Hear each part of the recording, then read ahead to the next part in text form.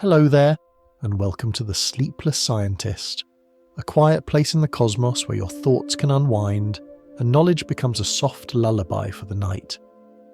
Tonight's journey will carry us into one of the most slippery and surprising landscapes you carry inside you, your own memories, and the strange way they shift more like quantum particles than solid photographs.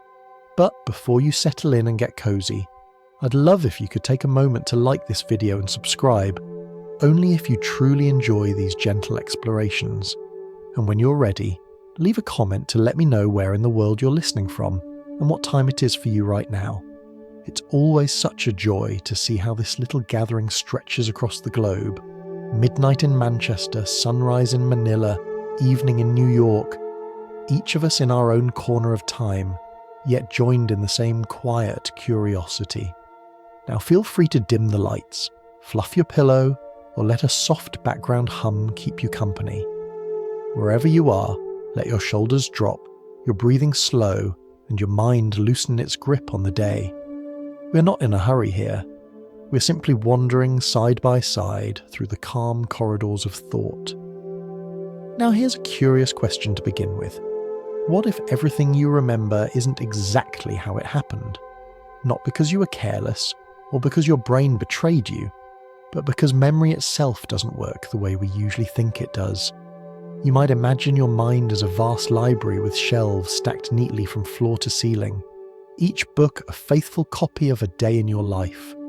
When you want to revisit an afternoon at the seaside or a conversation you had at school, you simply pull the right book from the shelf, blow off the dust, and read it word for word.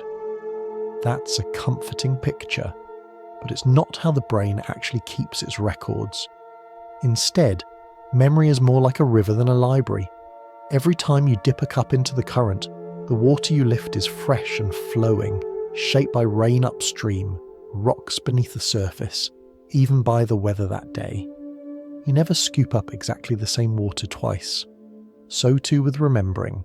Each act of recall creates something new, shaped not only by the past event itself, but also by your present feelings, the context, even stray details drifting through your mind at the moment.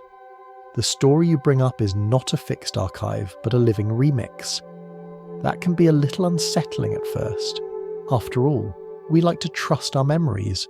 They are, in a sense, the scaffolding of the self, the narrative we use to explain who we are, where we've been, and what we've learned. But perhaps it helps to know that this fluidity is not a flaw. In fact, it's part of what makes memory such a rich, adaptive companion. Just as a river nourishes its banks by constantly moving, our memories nourish us by being reshaped, reinterpreted, and reimagined. You've probably felt this firsthand in simple moments. Think of the smell of coffee. One morning it may bring back the warmth of a kitchen where a parent stood brewing breakfast when you were small. Another time, the same aroma might conjure the nervous energy of studying for exams or the calm of a rainy afternoon with a book in your lap.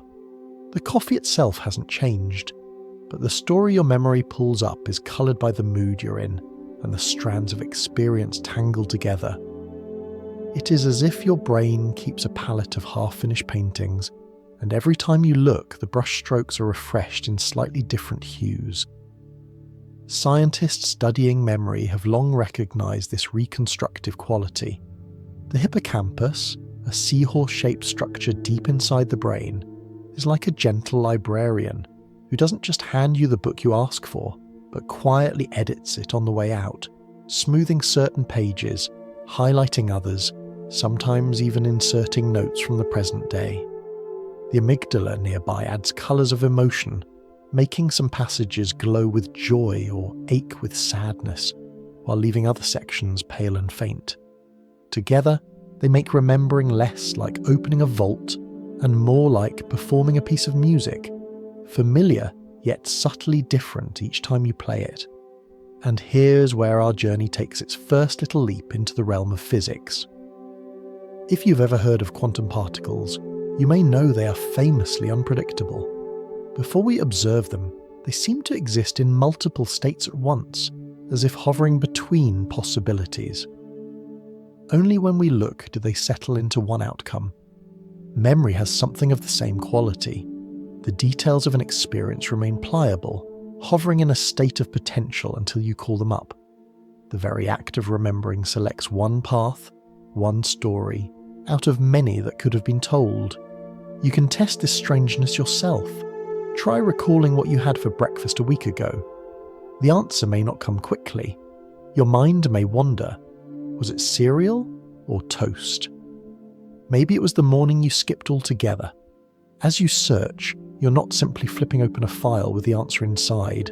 You're reconstructing possibilities, weighing fragments, letting present cues, what you usually eat, what groceries were in the fridge, shape the story you eventually settle on.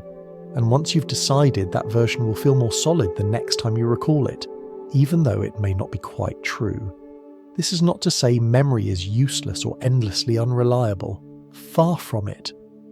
Most of the time, the shifting details hardly matter. Whether your friend wore a blue sweater or a green one when you first met, the important truth, that you met and that they became your friend, remains firm. Memory is selective for a reason. It preserves what matters for guiding our lives, while letting the small decorations shimmer and change.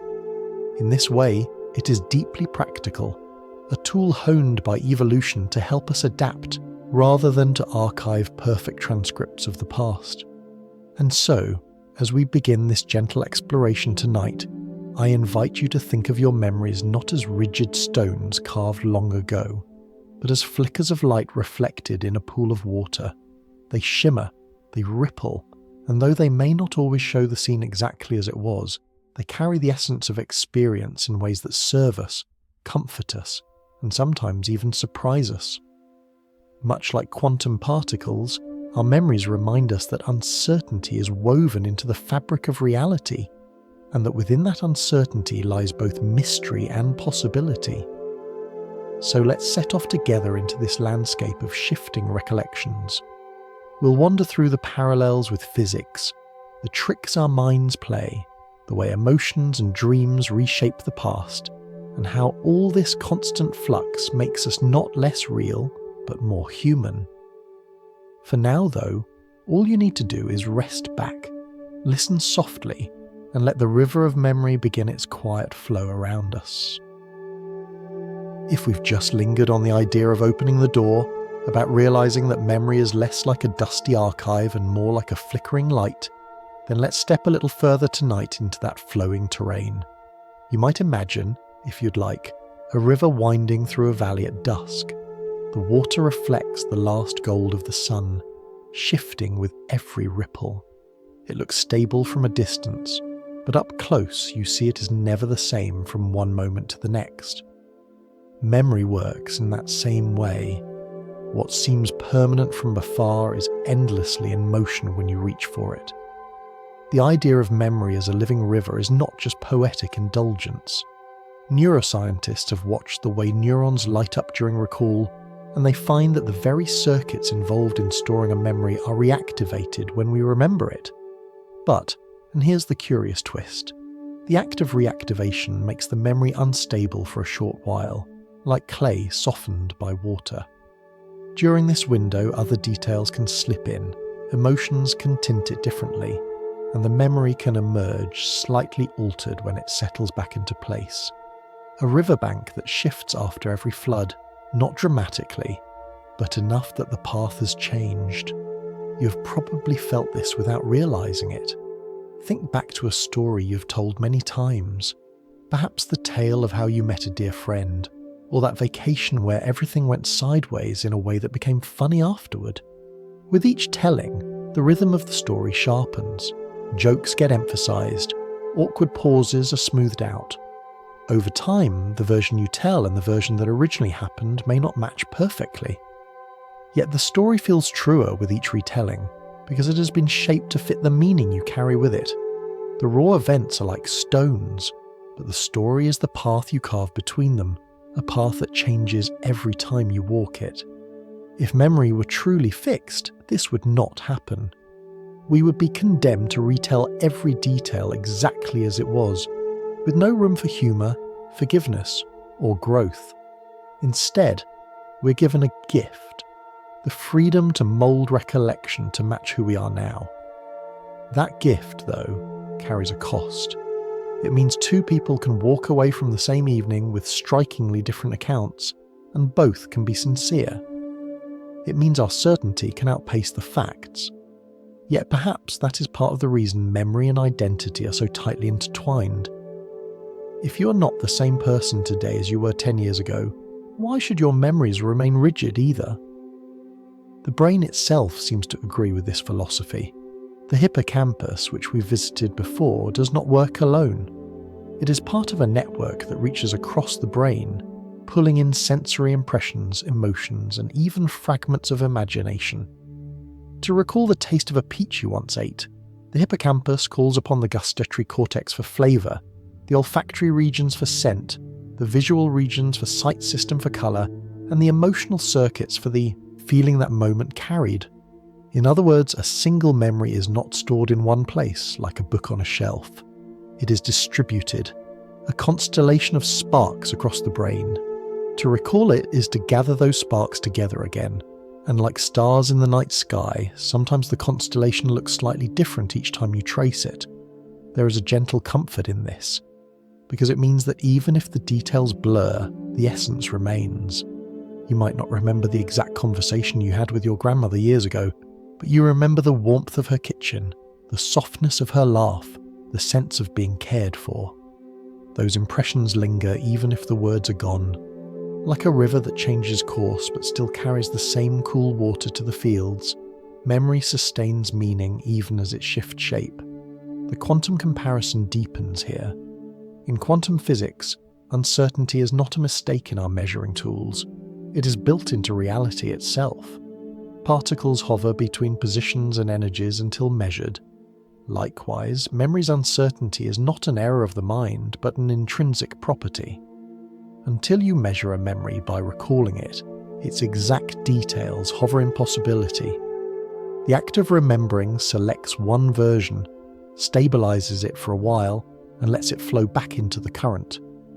That is why identical twins who grew up in the same house and shared so much of their childhood can disagree on who said what or when an event happened.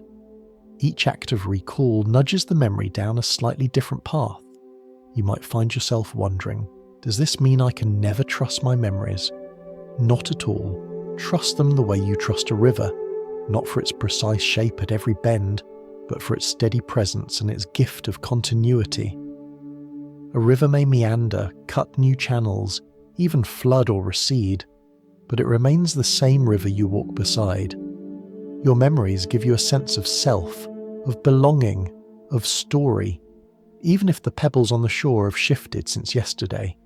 To bring this down to something you can almost feel in your hands, imagine a beloved photograph you've looked at 100 times. Each glance is familiar, but you may notice new things depending on where your attention rests. A lamp in the corner, a shadow on the wall, the angle of a smile. The photograph itself does not change, but your perception of it does. With memory, it goes one step further. The photograph itself is being redrawn each time you look, touched by the ink of your present self. So as we think of memory as a river tonight, let it be a gentle reminder that change is not loss. Shifting does not erase what matters.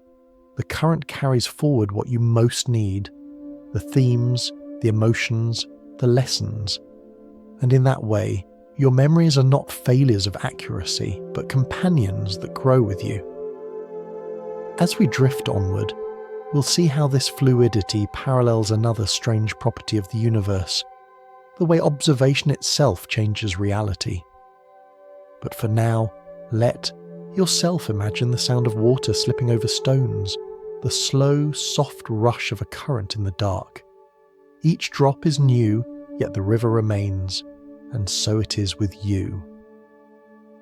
When we picture memory, we often imagine it as something mechanical and tidy, a sort of inner filing cabinet where events are tucked away in folders, neatly labelled by date and place. You open the drawer, search through the files, and pull out exactly what you need. It is a reassuring metaphor, neat, organised, dependable. But like many comforting ideas, it isn't quite how the mind works. In fact, it may be closer to say that memory is less like a file and more like a fable, a story we keep rewriting, retelling, and polishing as time passes. Think of the last time you and a friend remembered the same event differently. Perhaps it was a dinner years ago, or a trip you took together. One of you swears the meal ended with laughter, the other insists it ended in a quiet disagreement. Both of you are sincere, and both of you are sure. What you're seeing here is not dishonesty, but the mind's tendency to retell the past in ways that feel right to the storyteller. Like a fable, the details are shaped to emphasize what felt important, what carried meaning, even if the fine print drifts. Science confirms this slippery nature. Researchers at the University College London once showed how simple suggestions could alter recollections. If a participant was asked about the red car in an accident scene, many later remembered a red vehicle, even if it had actually been blue. Their minds accepted the cue and reshaped the picture. The file in the cabinet was never fixed. It was more like a storybook where the ink was still damp, ready to be smudged or rewritten. This may sound like a flaw. Why keep a memory system that is so vulnerable to distortion? But from an evolutionary perspective, flexibility has advantages. Imagine you are living thousands of years ago, depending on memory to guide you through landscapes that are constantly changing. If you misremember the exact colour of a predator's fur, it hardly matters. What matters is that your memory keeps the warning vivid enough to protect you. Flexibility allows memory to update, adapt, and reshape itself so the lessons of the past remain useful for the present. A rigid archive would quickly become outdated. A fluid fable, however, can evolve with the storyteller. The hippocampus plays its role in this retelling, but so too do other regions, the prefrontal cortex, which helps organise the story, and the amygdala, which infuses it with emotion. Together they work not as archivists but as playwrights. Each time you recall an event, the cast gathers on stage. Some actors forget their lines, others improvise, and the director adjusts the lighting. The resulting performance feels true in the moment, but the next performance may be subtly, or even dramatically different. Memory as theatre rather than as storage. Everyday life gives countless examples. Consider a family reunion where old stories are retold. One cousin insists that a prank ended with someone falling into the lake. Another insists it was the swimming pool. Laughter follows, but notice what is happening. The story itself becomes a shared performance, reshaped collectively. After enough retellings, even those who were not present will remember it as if they had been there. The fable absorbs them, makes room for them, and soon what really happened is less important than the story that everyone enjoys telling. This doesn't mean facts are irrelevant. Memory does preserve anchors, key events, strong emotions, patterns of cause and effect. But around those anchors the details shift like sand, forming new dunes each time the wind blows. In this sense, memory is practical rather than precise. It gives you enough stability to know who you are, while granting enough flexibility to keep that self aligned with the present. The parallel to quantum physics emerges once again. In the quantum world, we can never be entirely certain of a particle's position and momentum at the same time.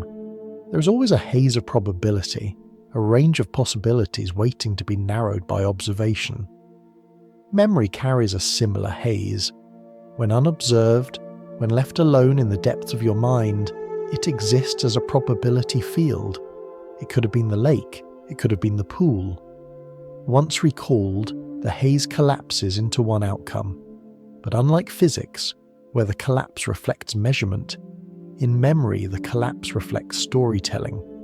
You choose, sometimes unconsciously, the version that feels most coherent, most emotionally fitting, most useful in the moment. So which is memory, file or fable? The answer is that it borrows a little from both, but leans heavily toward the fable. It has structure, yes, like a file, but it is also shaped, reshaped, and told like a story. And this may explain why memory is so central to our sense of identity. Our lives are not catalogues of events, they are narratives. We live by stories. To remember is to continue writing the book of ourselves, even if the ink smudges and the lines wander from time to time. If you pause for a moment now, perhaps you can think of a story from your own past that has changed in its telling. Maybe you've told it so often that you can no longer separate what truly happened from the polished version you've shared with others. Instead of feeling betrayed by this uncertainty, consider it a quiet miracle. Your mind is giving shape to experience in a way that sustains meaning, humour, or even healing. A fixed, file-like memory might hold the facts, but it could never carry the same warmth as a story that has been lived, remembered, and reshaped with care.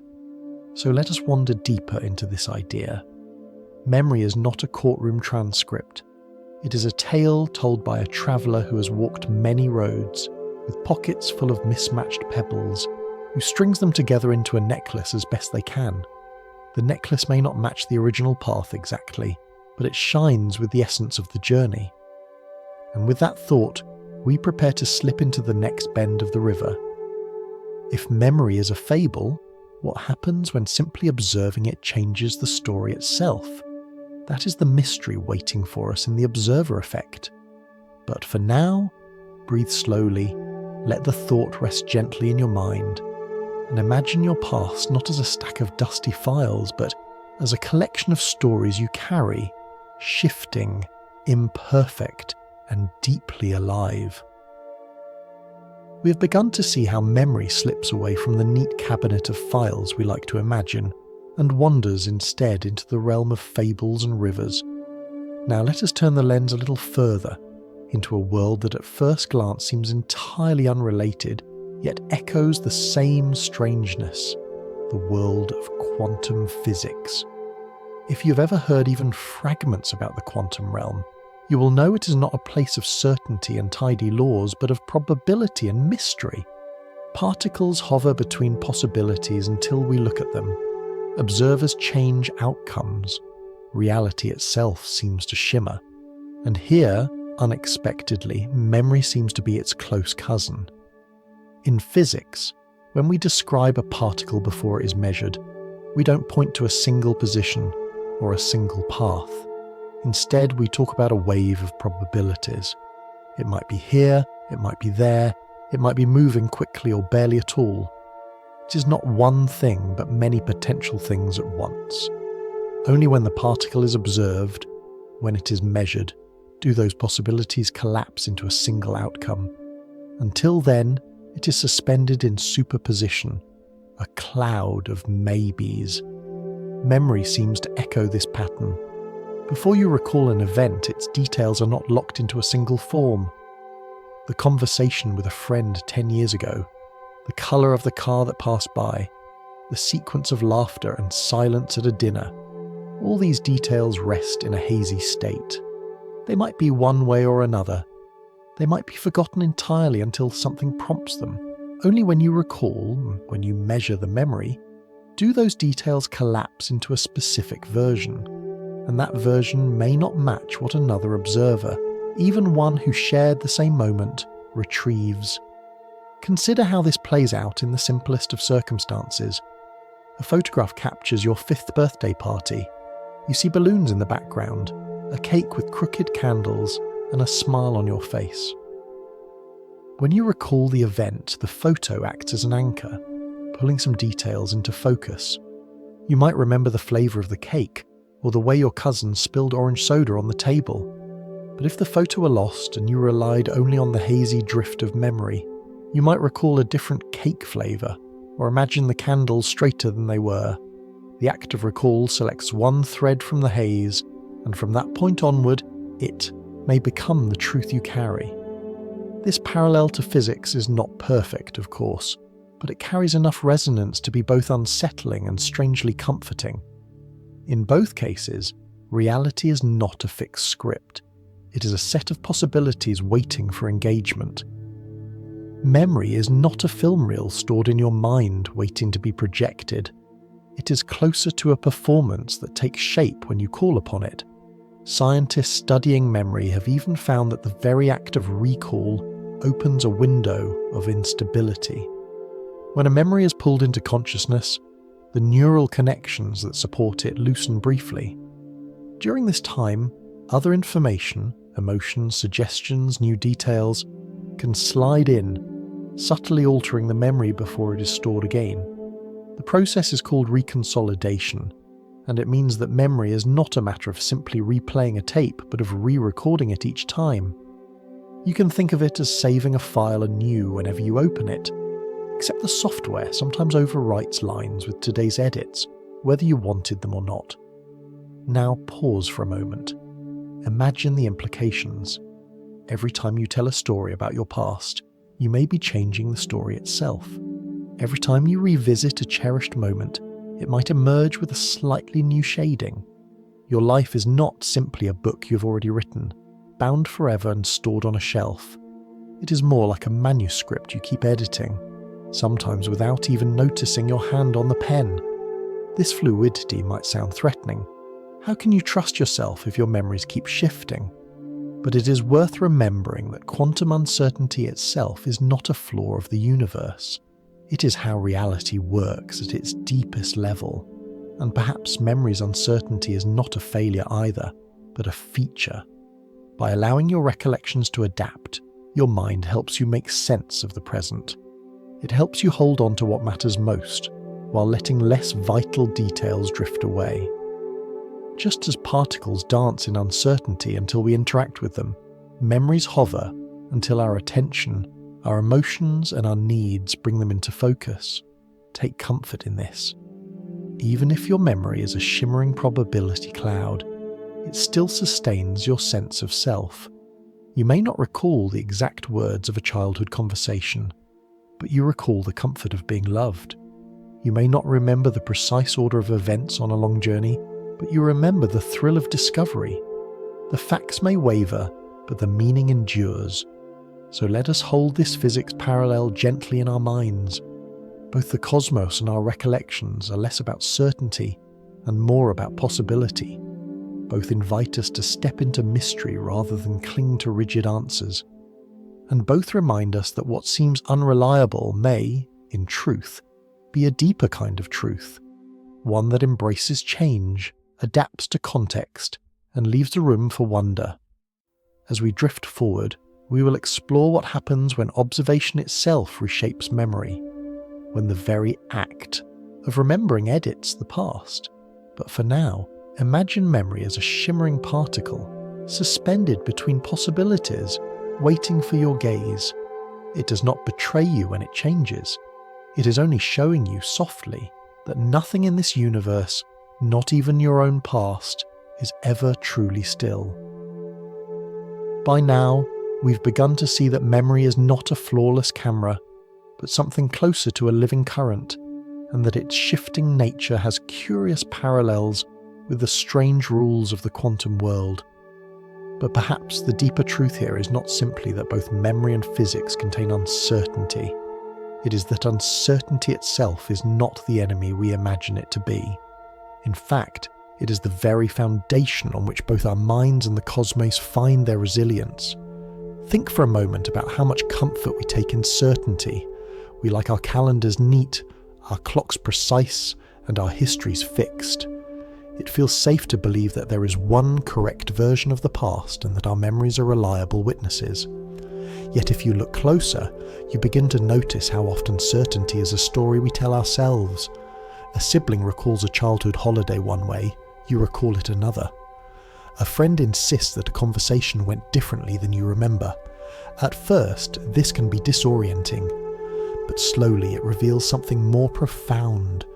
The past, like the quantum realm, is not etched in stone. It is layered, shifting, and full of possibilities. Neuroscience shows this elegantly. When you call up a memory, the neural pathways that carry it spark to life, not in a single place, but across many regions of the brain. The hippocampus plays conductor, but the instruments include the visual cortex, the auditory centres, the emotional circuits, all chiming in together. The song that emerges feels whole, yet each performance can be slightly different. Sometimes an emotional note grows louder, sometimes a detail in the background fades away. What matters is that the melody still feels true, even if no two performances are perfectly alike. Quantum mechanics, too, speaks in terms of probability, not certainty. A particle has a range of places it might be until an observation nudges it into one. In this strange symmetry, we see that our minds and the universe share an unexpected kinship. Both rely not on rigid perfection, but on the fertile ground of uncertainty. In memory, this means we can reinterpret old experiences in the light of new ones. In physics, it means the cosmos itself is fluid, adaptable, and creative in ways that would be impossible if everything were frozen in absolutes. This is not just abstract theory. It touches our daily lives in small human ways. Imagine you recall a difficult moment, perhaps a time you felt left out or misunderstood. Years later, you revisit that memory, and because you've grown, because you see the world differently, the recollection softens. What once felt like rejection may now look like a misunderstanding, or even a turning point that nudged you toward resilience. The facts may not have changed, but the meaning has shifted. The uncertainty of memory allows growth, just as the uncertainty of particles allows motion and creation. There is a gentle metaphor here, one you might hold like a smooth stone in your pocket. Memory's uncertainty is not a crack in the foundation, but the flexibility of a reed bending in the wind. Because it bends, it does not break. Your mind gives you the chance to reshape the past into something that helps you carry the present. This is not self-deception, it is adaptation. Just as evolution favoured creatures that could learn and adjust, so too it favours minds that can reinterpret, reframe, and release. Scientists call this plasticity, the brain's ability to rewire and adjust. Each time you recall an event, the act of remembering reopens the pathways, and when the memory is laid down again, it may include traces of today. That is why recalling something painful in a safe environment, such as therapy, or even in the gentle company of friends, can help transform the memory itself. The pain may not vanish, but its edges can soften. The same principle that makes memory prone to error also makes it capable of healing, and this once again mirrors the cosmos. If quantum uncertainty allows particles to exist in superposition, then uncertainty also allows the richness of creation. Stars forming from collapsing clouds, galaxies evolving from fluctuations, entire worlds born from what might have seemed like chaos. What looks like instability is in fact possibility. Without uncertainty, there would be no room for change, no space for life, no chance for new stories to emerge.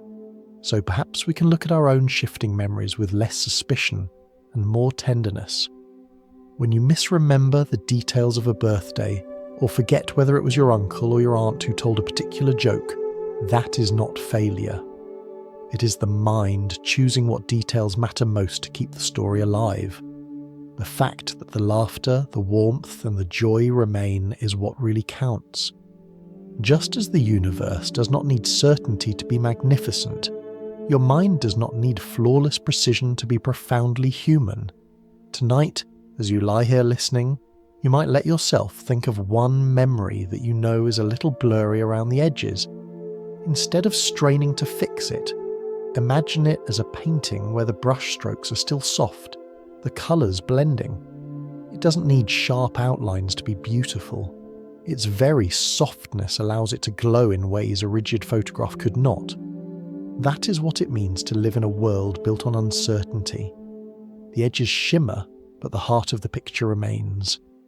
And as we drift further, we'll see how the act of remembering itself, the observer effect of the mind, can alter the very past it tries to preserve. For now, though, rest in the thought that uncertainty is not weakness. It is the quiet, essential foundation of both the cosmos above you and the stories you carry within. One of the strangest discoveries in the science of memory is that recalling the past does not preserve it. It alters it. Each time you bring up a memory, you're not simply replaying a recording. You are, in a sense, rewriting the script. And here is the playful paradox. The very act of trying to hold on to a memory is also the act that reshapes it. To remember is inevitably to change.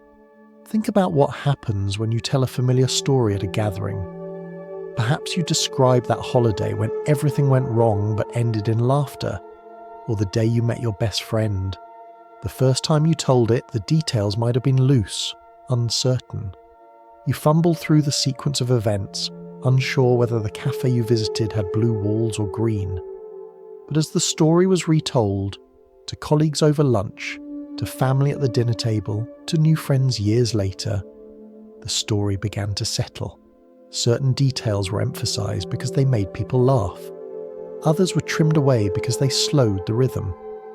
Over time, the tale became polished, almost theatrical, a performance rather than a photograph. Yet with every retelling, the original memory was shifting too. The brain does not keep separate files labelled original and edited version.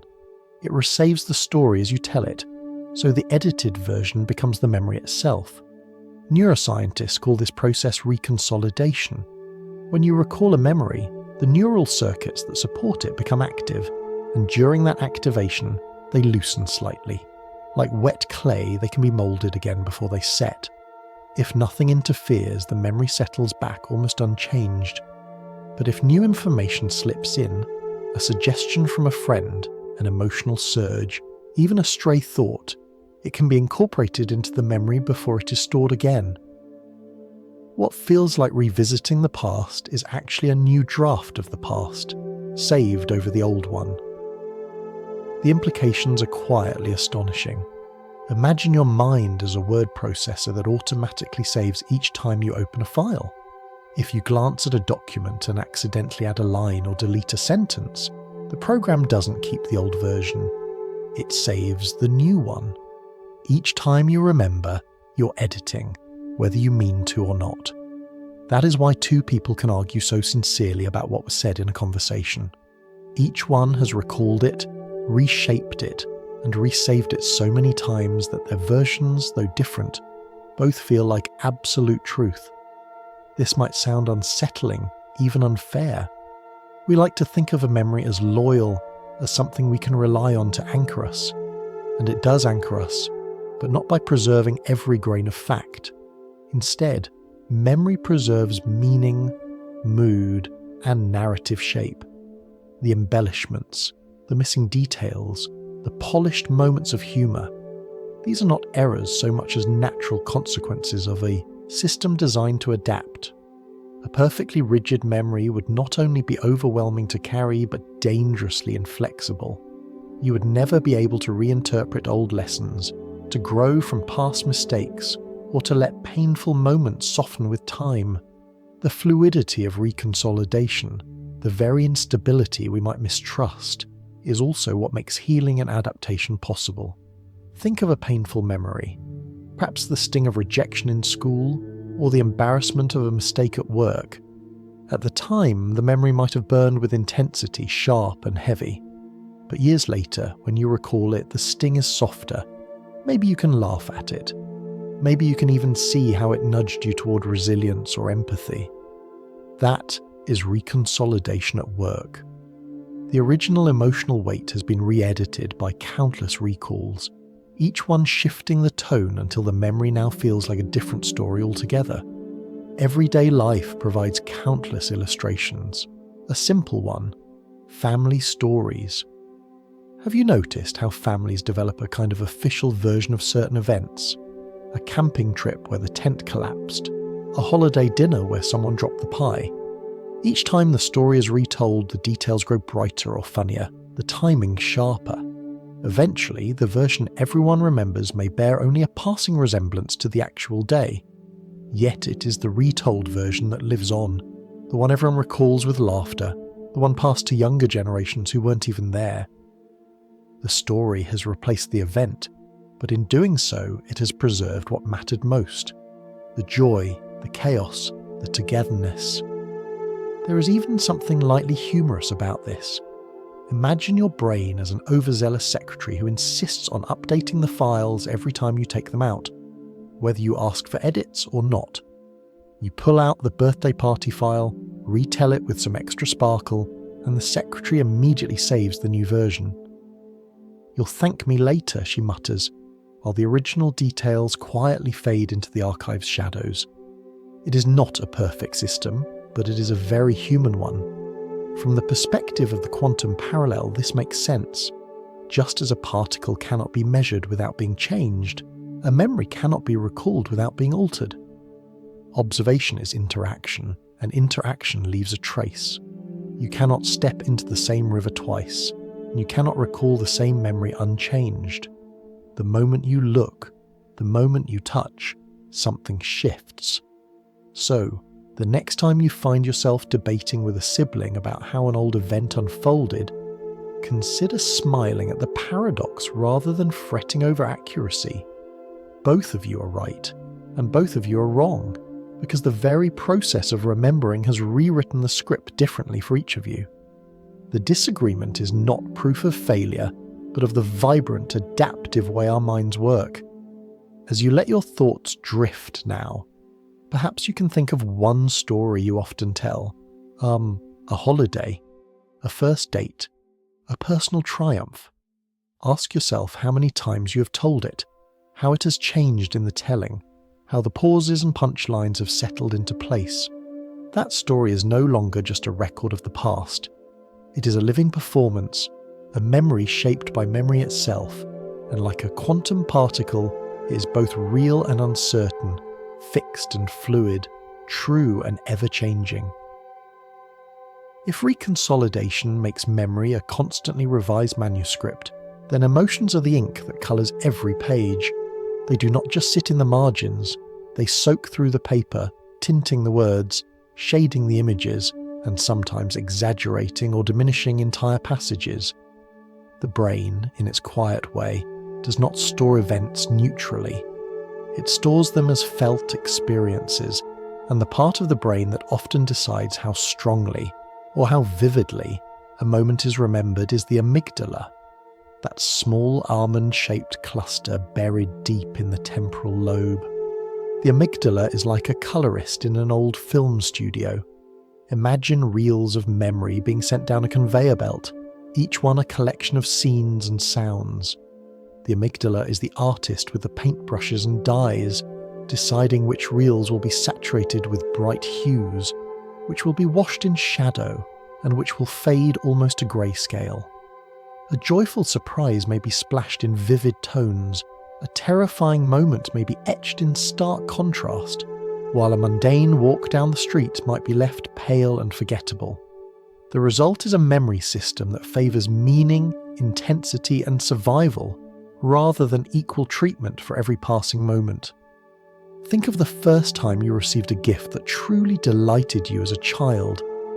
Perhaps it was a toy you'd wanted for months, or a book that transported you to another world.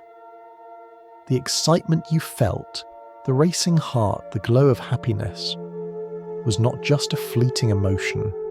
It was a signal to the amygdala to paint the memory bright, to make it more resistant to fading. That is why, decades later, you may still recall the shape of the wrapping paper or the sound of laughter in the room. Yet notice how this memory is also filtered through your present feelings. If you look back on it during a season of gratitude, it may shine even brighter. If you recall it during a time of sadness, it may carry a bittersweet edge, a reminder of innocence lost. The emotional palette is never fixed. Each recall can add a new shade. Negative emotions, too, can leave their mark in ways that are hard to erase. A moment of humiliation in school, a frightening night alone, or the sting of a sharp word may stay with you far longer than the countless neutral days that passed around them. This is no accident. Evolution favoured minds that remember danger with clarity. The amygdala, in this sense, is a cautious guardian, keeping us alert to patterns of threat. But there is a cost. painful memories can be so richly coloured that they overshadow other experiences, making them feel more central to our past than they truly were. A single dark brush stroke can seem to dominate an entire canvas. What is curious, however, is that the emotional colouring of a memory is not always faithful to the original event. Joyful moments tend to be remembered as even more joyful than they were. Painful moments, depending on how often they are revisited and in what context, may grow sharper or conversely blur into the background. Researchers have found that when people are asked to recall happy times, they often describe them with more positivity than they felt in the moment, as if the mind amplifies the brightness with each retelling. Sad memories, on the other hand, can become more haunting when revisited during periods of stress, as though the amygdala dips the brush into darker paint each time the reel comes through. This means that our past is not simply what happened, but what was felt, and what continues to be felt in the present. Imagine two siblings at the same birthday party. One, delighted by the cake and the games, carries away a glowing memory. The other, upset by a small slight or a feeling of being overlooked, remembers the same day as heavy and disappointing. The facts are identical, but the emotional editing makes two very different stories. Both are true and both are partial. Memory bends not toward accuracy, but toward meaning filtered through feeling. There is something gently humorous in this when you think about it. Picture the amygdala as a slightly dramatic artist who insists on bold strokes. A quiet day at school may be left untouched, filed away in muted tones. But a surprise compliment, a sudden scare, or even an embarrassing stumble in the hallway is splashed with thick, bright paint. The artist cares less about truth than about impact. It is not a historian, but a storyteller, leaning into the drama of the moment. Yet emotions as editors are not only about intensity, they also help knit memory into identity. When you recall moments of triumph, your sense of self grows more confident. When you recall moments of tenderness, your sense of belonging deepens. Even painful memories, when softened by time, can become part of a narrative of resilience. The emotional edits are not errors. They are the brushstrokes that make the painting personal. From the perspective of our earlier parallel with physics, this is another form of the observer effect. Just as observing a particle changes its state, recalling a memory through the lens of current emotions changes its colouring.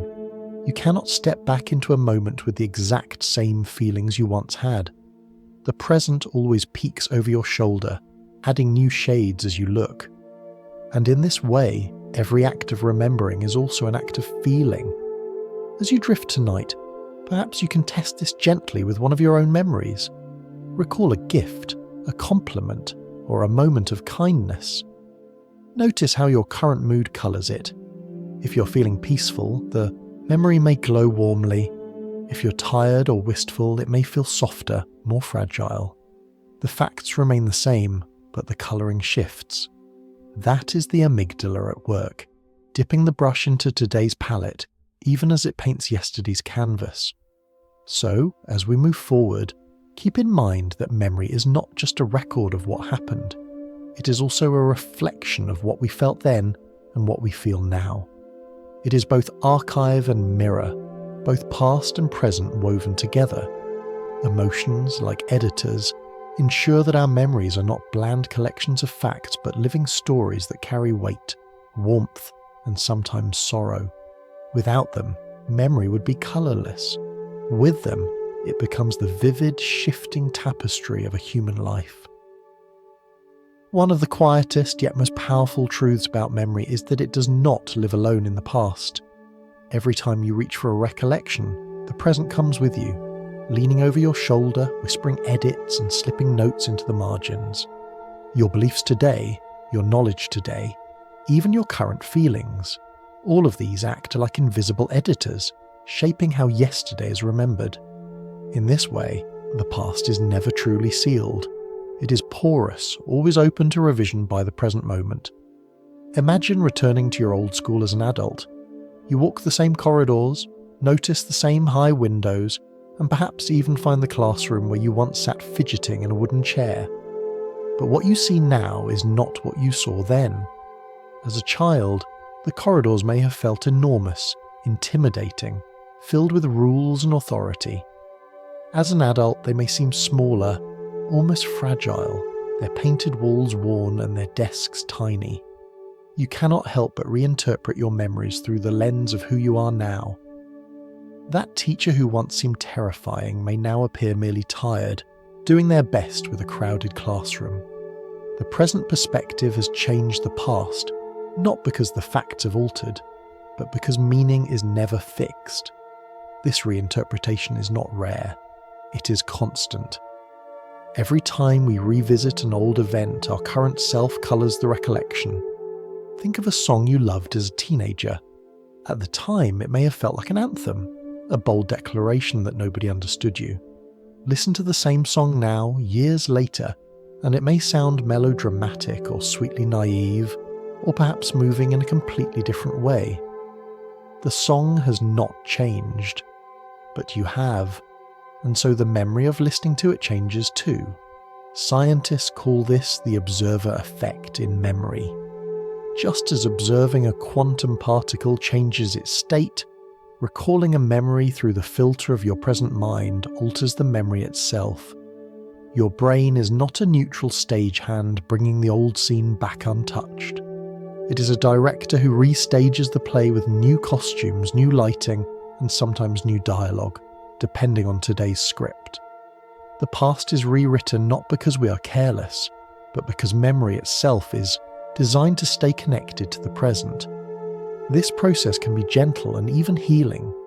A painful breakup from years ago might once have felt like the end of the world.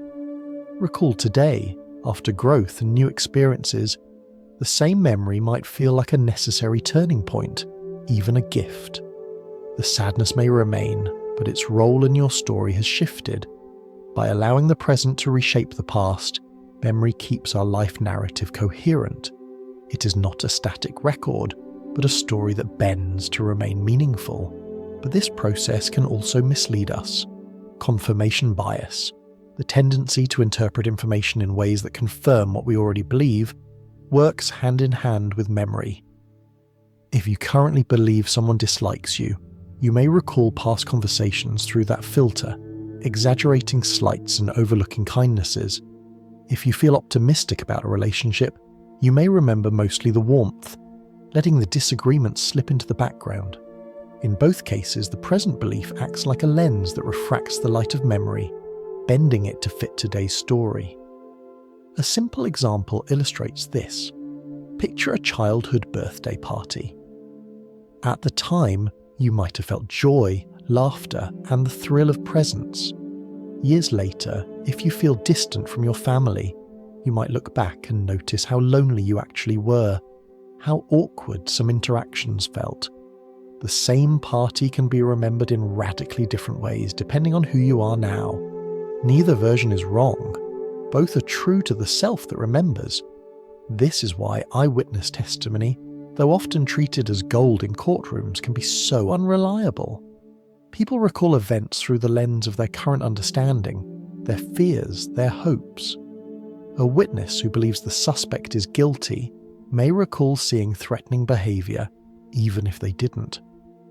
A witness with sympathy may recall hesitation or kindness.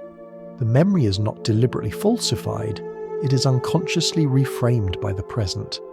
And yet, far from being only a weakness, this feature of memory can be a source of growth. By reshaping the past, we continually integrate new lessons into our story. The child who once felt powerless can, as an adult, look back and recognise resilience. The teenager who felt misunderstood can look back with compassion for both themselves and the adults around them. The present self rewrites the past in order to carry it forward more gently. If this all feels slippery, let a softer metaphor hold it. Think of your memories as old photographs lying in a drawer. Each time you take one out, you handle it with today's hands. Perhaps the photo bends slightly, or the edges fray. Maybe you even scribble a note on the back, trying to capture what it means to you now. When you put it away, it is no longer quite the same photograph. It carries the marks of your present touch. Over time, these touches accumulate, and the photo becomes less about the captured moment and more about the living history of how you have revisited it. So when you notice your memories shifting, do not despair. Instead, see it as proof that you are alive, that your story is not frozen, but unfolding. Each recollection is a bridge between who you were and who you are. The past does not remain untouched by the present because the two are inseparable. Like the sky and its reflection in water, they move together, shaping one another with every breeze. And as we drift toward the next chapter, we'll step into the way memories don't just bend under the present, but also link with each other, entangling across time. But for now, let yourself rest in the thought that the past is not a sealed vault. It is a living companion, reshaped with every glance, carrying the present within it like ripples on a pond carrying the touch of the wind. If the last part of our journey showed how the present reshapes the past, then this part explores how memories also reshape one another, intertwining like threads in a fabric. No memory ever exists in isolation. Each is connected to countless others, overlapping, entangled, and sometimes even borrowing colours from one another. This entanglement gives our lives continuity, but it also means that a single spark, a smell, a song, a glimpse of light through leaves, can pull on a web of recollections, making past and present hum together. Consider the smell of rain on warm pavement. For some, it calls back a childhood afternoon of play, running barefoot through puddles, carefree and delighted. For others, it may summon the heaviness of a farewell at a train station, raindrops mingling with tears. The same scent, one cue, yet it resonates with entirely different chords depending on the memories it tugs upon. And sometimes it does both at once, joy and sorrow braided together, a bittersweet rope of recollection.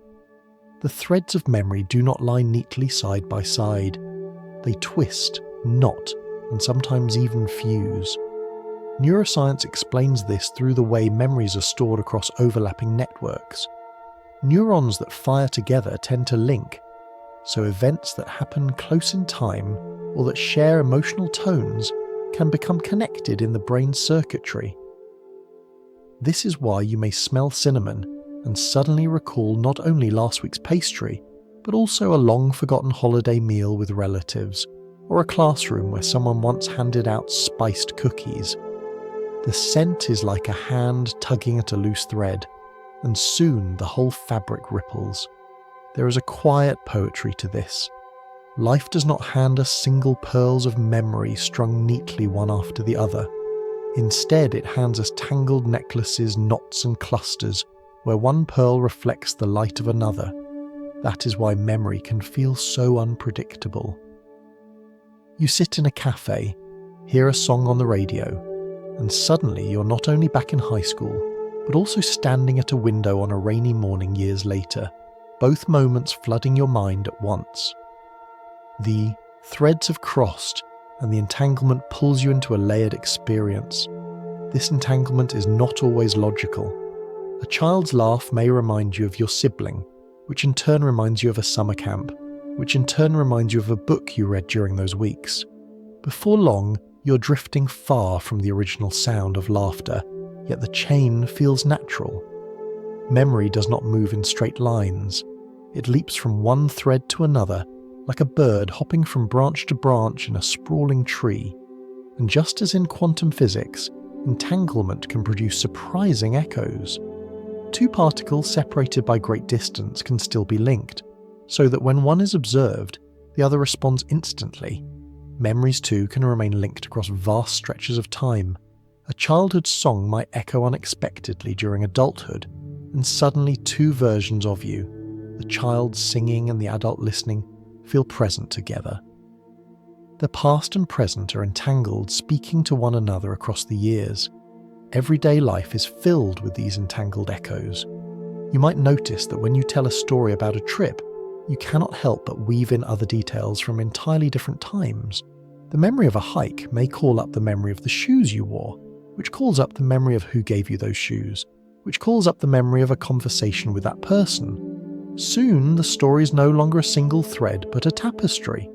And often, when you retell it, the tapestry grows richer, with more threads woven in, until it becomes impossible to tease apart the strands. This entanglement can be comforting, as when the scent of a flower calls back the laughter of a friend and you feel for a moment that they are close again. But it can also be disorienting. A simple cue can stir conflicting memories, joy wrapped around sorrow, delight tangled with grief. That is why nostalgia often feels bittersweet. It is not one thread, but many, tangled together, humming with contradictions. Yet even this complexity serves a purpose. Entangled memories help us build coherence. By linking one event to another, the brain creates a web strong enough to carry meaning. Life would feel fragmented if every moment were remembered in isolation. Entanglement ties our experiences into themes, narratives, and lessons. It is why a smell or a song can bring not only an isolated flash of the past, but a sense of who we were in that time, what mattered to us, and how far we have come since. A gentle metaphor may help here. Imagine your memories as patches of fabric, each with its own pattern and colour. Over time, your mind stitches them together into a quilt. Some patches overlap, some fray, some fade, and some brighten with repeated stitching. The quilt is not symmetrical, not precise, but it holds warmth, continuity, and the imprint of your life. The entanglement of threads makes it whole. So when the rain outside your window pulls you back to childhood, or when a melody brings tears for reasons you cannot quite explain, do not dismiss the confusion. It is simply the entangled nature of memory, the way your mind weaves multiple strands into a single tug.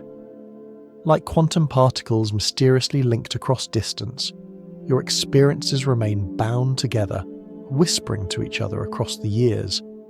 And as we move forward, we will explore not only how these threads tangle, but how we actively weave them into stories, narratives that smooth the knots, fill the gaps, and sometimes create entirely new patterns. For now, though, let the thought rest gently. Your mind is not a library of separate books, but a fabric of interconnected threads. Each tug pulls more than one, each colour bleeds into another, and the whole quilt, messy though it may be, is what keeps you warm. If entangled threads explain why one memory so often leads to another, then the next step is to notice how we take those tangled threads and weave them into something larger, a story. The human brain is not content to keep memories as scattered fragments.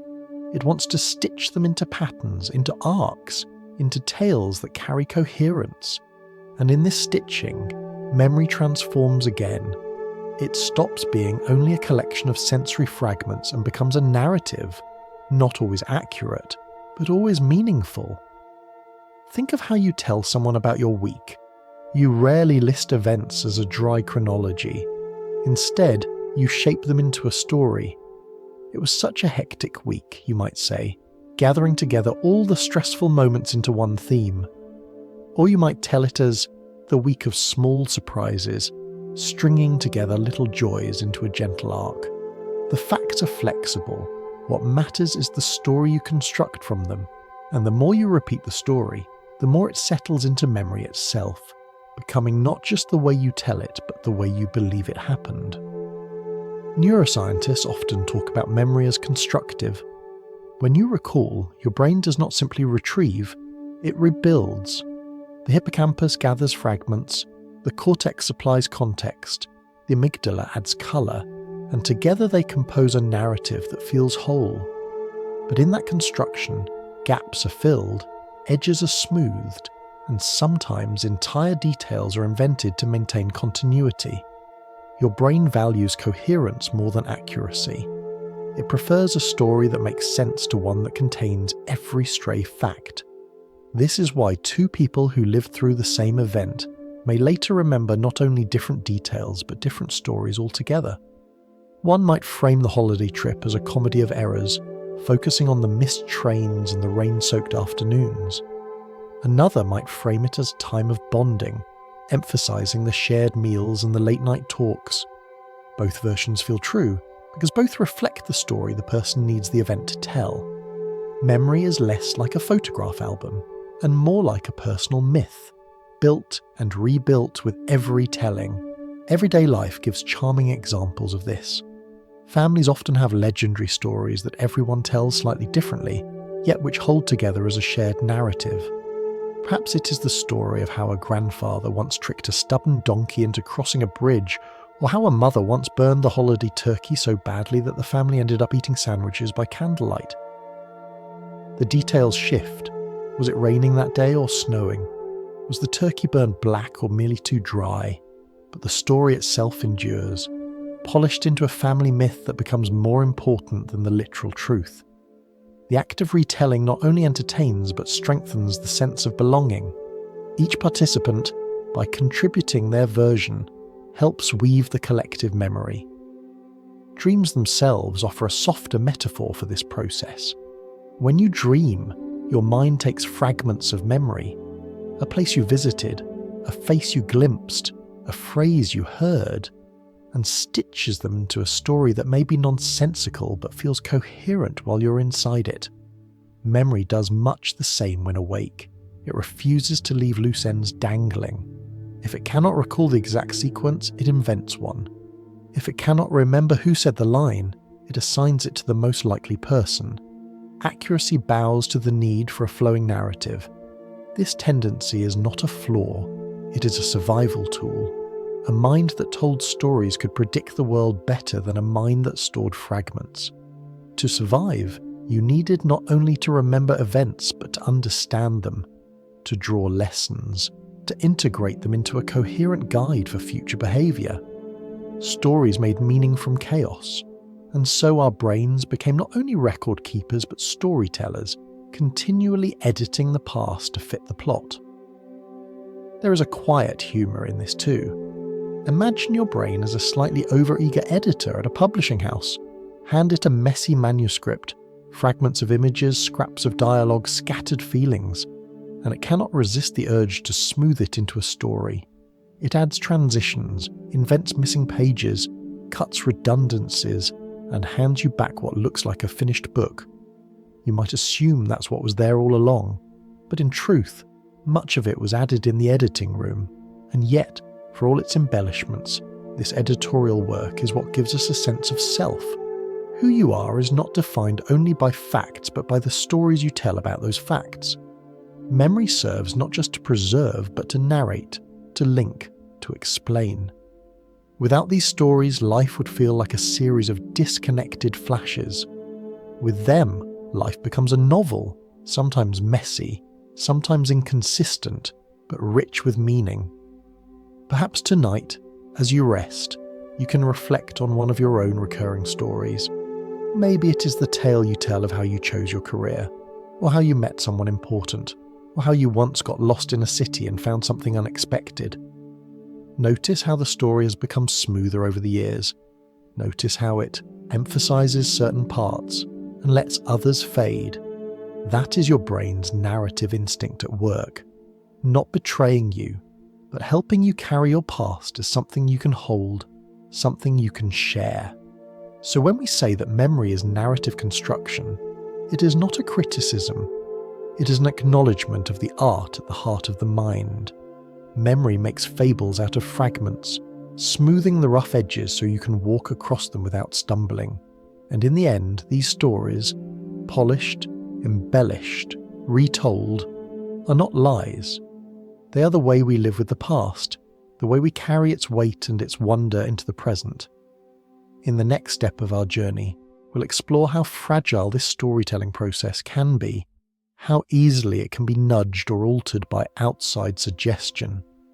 But for now, rest with this thought. Your memories are not just snapshots, they are stories. And in those stories lies not only your past, but the meaning of your life. If memory is a story we tell ourselves, then we must also admit how easily those stories can be influenced by others. A gentle suggestion, a leading question, Even a shared assumption can slip into the fabric of recollection and become part of the narrative. Memory is not only reconstructed each time we recall it, it is also vulnerable to the quiet nudges of those around us. The stories we carry are not sealed diaries. They are open pages, written upon by many hands. Psychologists have long studied this fragility. One classic example comes from experiments where people were shown footage of a car accident. Later, they were asked questions about what they had seen. Some were asked, how fast were the cars going when they smashed into each other? Others were asked the same question with the word hit instead of smashed. That single word, smashed, made people more likely to recall broken glass, even though there was none in the footage. A single word reshaped the memory, slipping a false detail into the recollection. This is not dishonesty. It is the way the brain works. When you retrieve a memory, you are already in the act of reconstruction. If, at that moment, a new detail is suggested, the brain may accept it as part of the scene.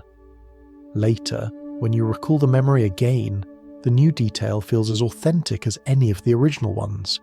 It has been woven into the story. In this way, suggestion is like a dye dropped into clear water. At first, it is a swirl, separate from the rest, but soon it disperses, tinting the whole. Everyday life offers countless illustrations. Think of a family reunion where someone says, "Do you remember the red car that broke down on the way to the beach?"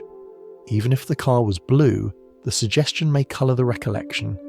Next time the story is told, you may confidently picture a red car, not because you are lying, but because your mind has woven the suggestion into the memory. Years later, everyone at the table may nod, all convinced of the red car that never existed. The false detail has become part of the collective myth. This is why eyewitness testimony, though dramatic in courtrooms, is often so unreliable. A witness may be asked, "Did you see the man with the moustache?" And in trying to recall, they may conjure an image of a moustache that was never there. The suggestion enters in the act of recall, and the brain obligingly fills the gap. What feels like solid truth is, in fact, a fragile construction. The vulnerability to suggestion can even create entire false memories. In some studies, researchers have gently convinced participants that they had been lost in a shopping mall as children. At first, the participants resisted, saying they did not remember such a thing. But after a few sessions of suggestion, some began to recall details: the smell of the shop, the look of the tiles, the feeling of panic.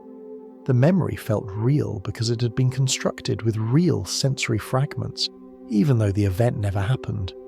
The mind, eager to build coherence, stitched a story from borrowed fabric. It can be a little unsettling to realize how easily the past can be bent by present words. But there is also something strangely tender about it. Suggestibility shows how deeply social our memories are. We do not carry them alone. We rehearse them in conversations, retell them at gatherings, revise them with every nod and smile from others. Our memories are entangled not just with our own past selves, but with the people who share our lives. Think of children listening to a parent's retelling of family stories. With each telling, the children's own memories may shift to match the version they hear. Later, as adults, they may be convinced they remember events they were too young to truly witness. The family story has become their story. Memory in this sense is communal. It is less about solitary accuracy and more about shared meaning. There is a quiet metaphor here. Imagine memory as a tapestry hanging in a common room. Each person who passes by adds a stitch, sometimes a deliberate pattern, sometimes just a thread of colour. Over time, the tapestry is full and beautiful, but no single weaver can claim it alone. Suggestion is not always corruption. Sometimes it is the way we create shared identity, binding ourselves together with collective tales. Of course, suggestion can be dangerous when used with intent to mislead. Propaganda, misinformation, and coercion all exploit this fragility. But in everyday life, most suggestions are softer, more innocent. They shape the way we remember small details. the colour of a car, the sequence of a holiday, the punchline of a joke.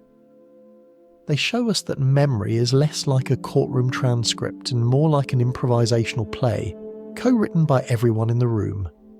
So when you find yourself laughing, along with family at a story you're not sure you truly remember, perhaps do not worry too much about the literal truth. Instead, notice the warmth of the shared tale.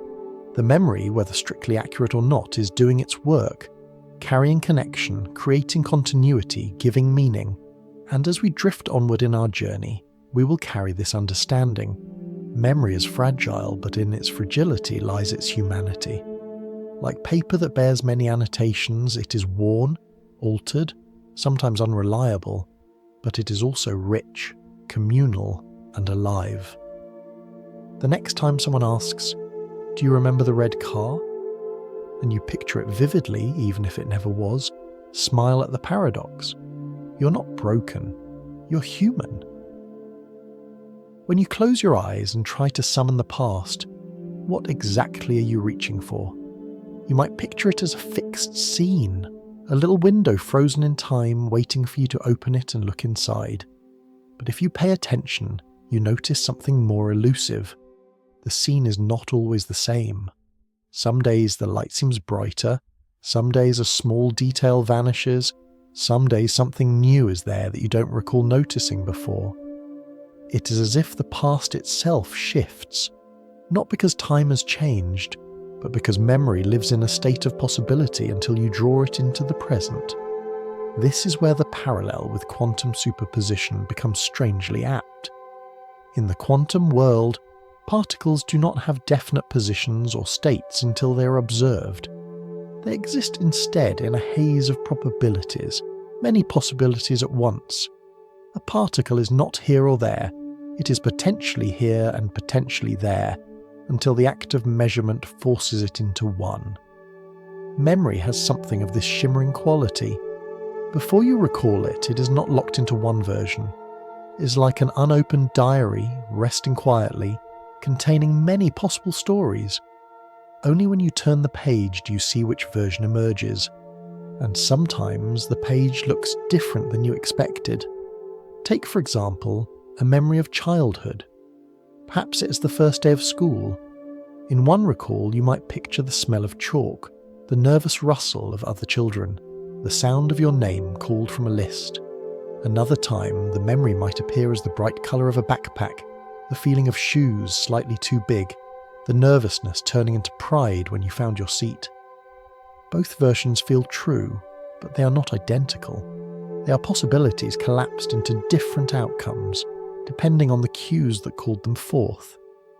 This quality of multiple possible pasts is not failure. It is the nature of memory. Your brain stores not perfect films, but scattered fragments, sensory impressions, emotions, associations. When you recall, you assemble them like a puzzle, and puzzles can be arranged in more than one way. The unopened diary metaphor holds. The story you read depends on which fragments your mind gathers and which it leaves in the drawer. The mystical quality of this can be felt in moments of nostalgia. You hear a song from your teenage years, and suddenly the past blooms around you. But which past? One time the song pulls you back to a party, the laughter of friends. Another time it calls up a long walk alone, headphones cocooning you from the world. Both are true, yet they exist in different branches of memory's probability. The song does not unlock a single fixed scene. It selects one among many shimmering options. Scientists recognize this in the variability of recall. In studies, participants asked to remember the same event multiple times often produce slightly different accounts. Details shift, new features appear, old ones fade. This is not carelessness. It is the way memory is built. The fragments exist in superposition until the act of remembering brings them together into one version. Next time, a different selection may collapse into place. You may notice this yourself when you try to recall something trivial, like what you had for dinner last Tuesday. At first the memory feels vague, then a cue arises. You remember that you had leftovers.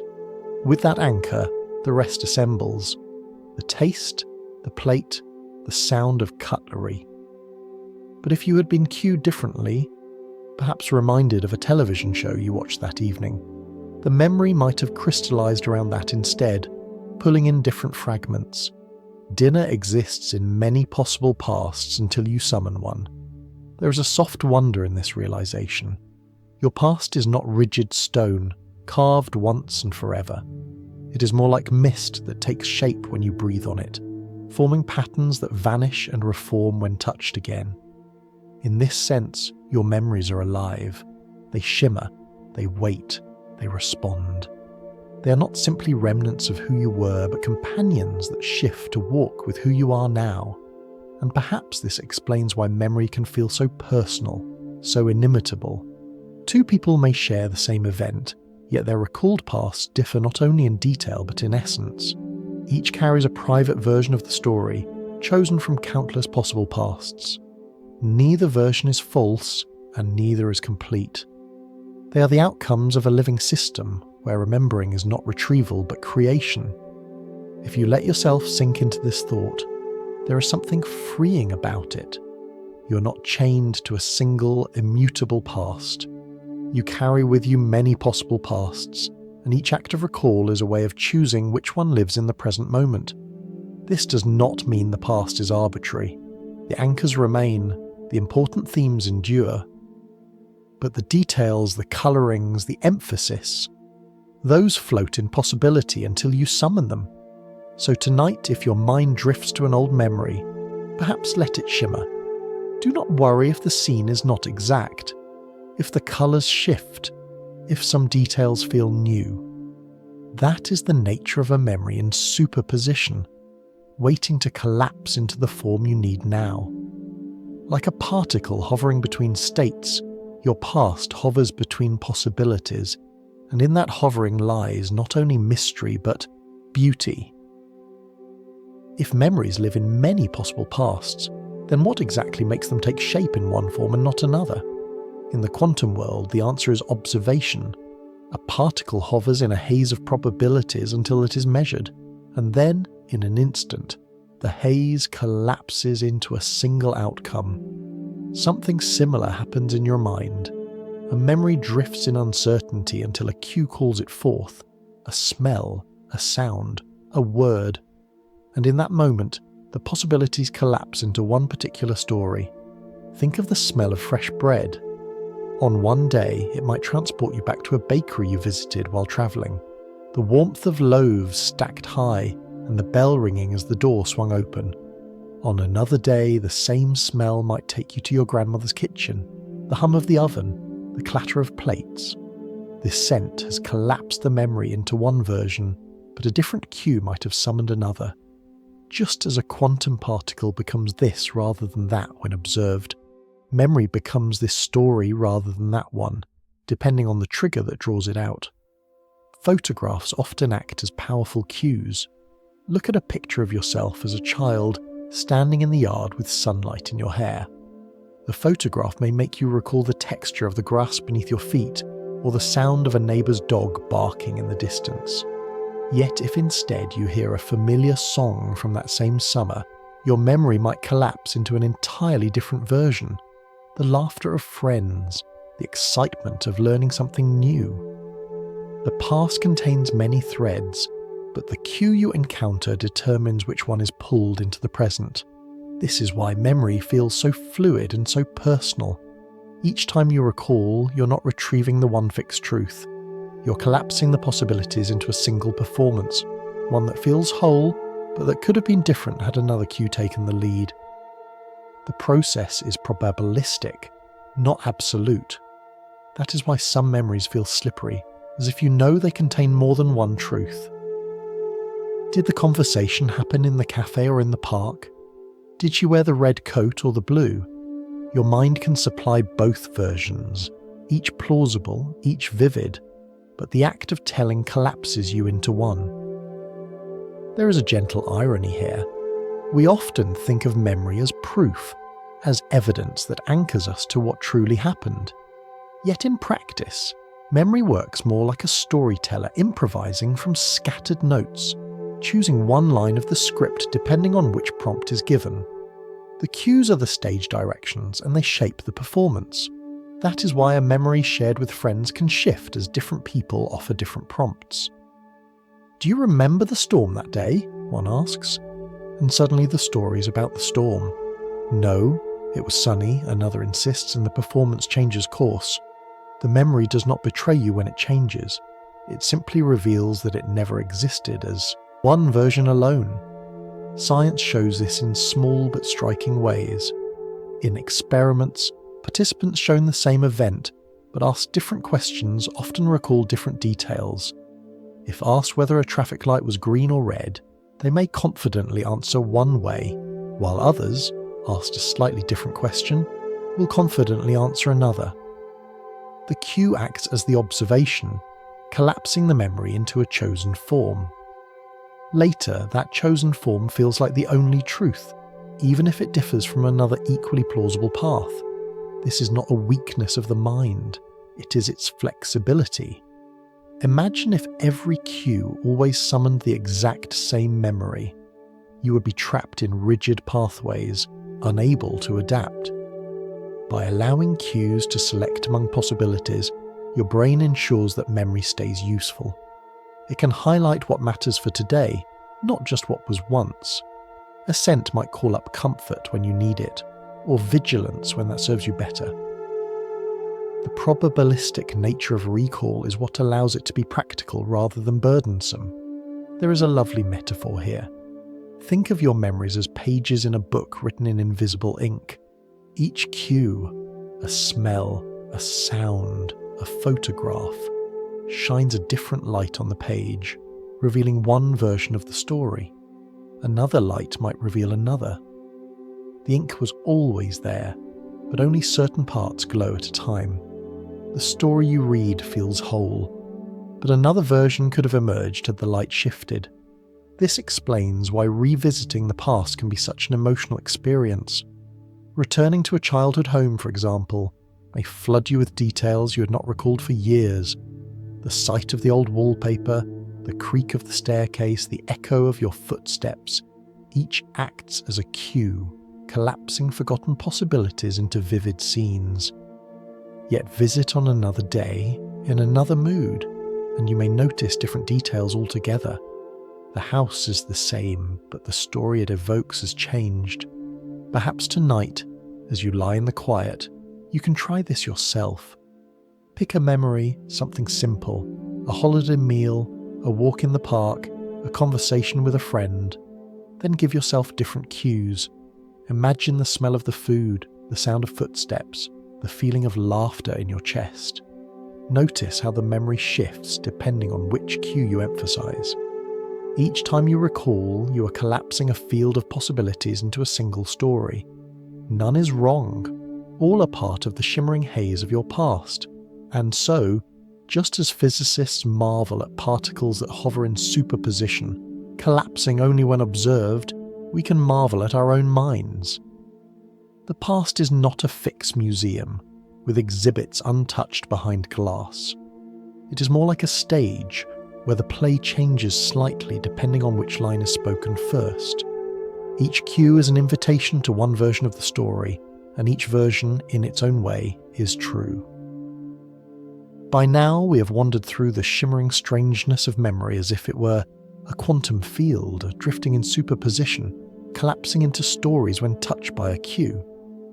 Yet there remains a deeper question. Why would the mind be built this way? Why should memory be so uncertain, so pliable, when accuracy seems so valuable? The answer, softly surprising, is that memory was never meant to be a perfect record. It was meant to be a tool, and like any tool shaped by evolution, it is designed not for precision but for survival.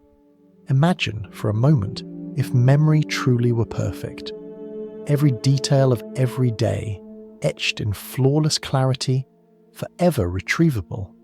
You would remember each conversation word for word, each walk down the street in exact sequence, each glance, each sound, each fragment. At first this might seem like a gift, but soon it would become overwhelming. Your mind would be a warehouse stuffed with clutter, every shelf sagging under the weight of trivialities. You would search for meaning and be buried in noise, forgetting, smoothing, reshaping. These are not failures, they are necessities. Flexible memory is what allows you to carry forward what matters and let the rest fade into the background. You may not recall the shirt you wore on a random Tuesday 5 years ago, but you remember the joy of laughter with a friend that evening. The detail of fabric was not useful for survival. The bond of companionship was. Memory is selective because selection makes life livable. From an evolutionary point of view, this selectivity served us well. Our ancestors needed to remember where danger lurked, which foods were safe, who could be trusted. They did not need to recall the exact number of leaves on a tree or the precise pattern of clouds on a given day.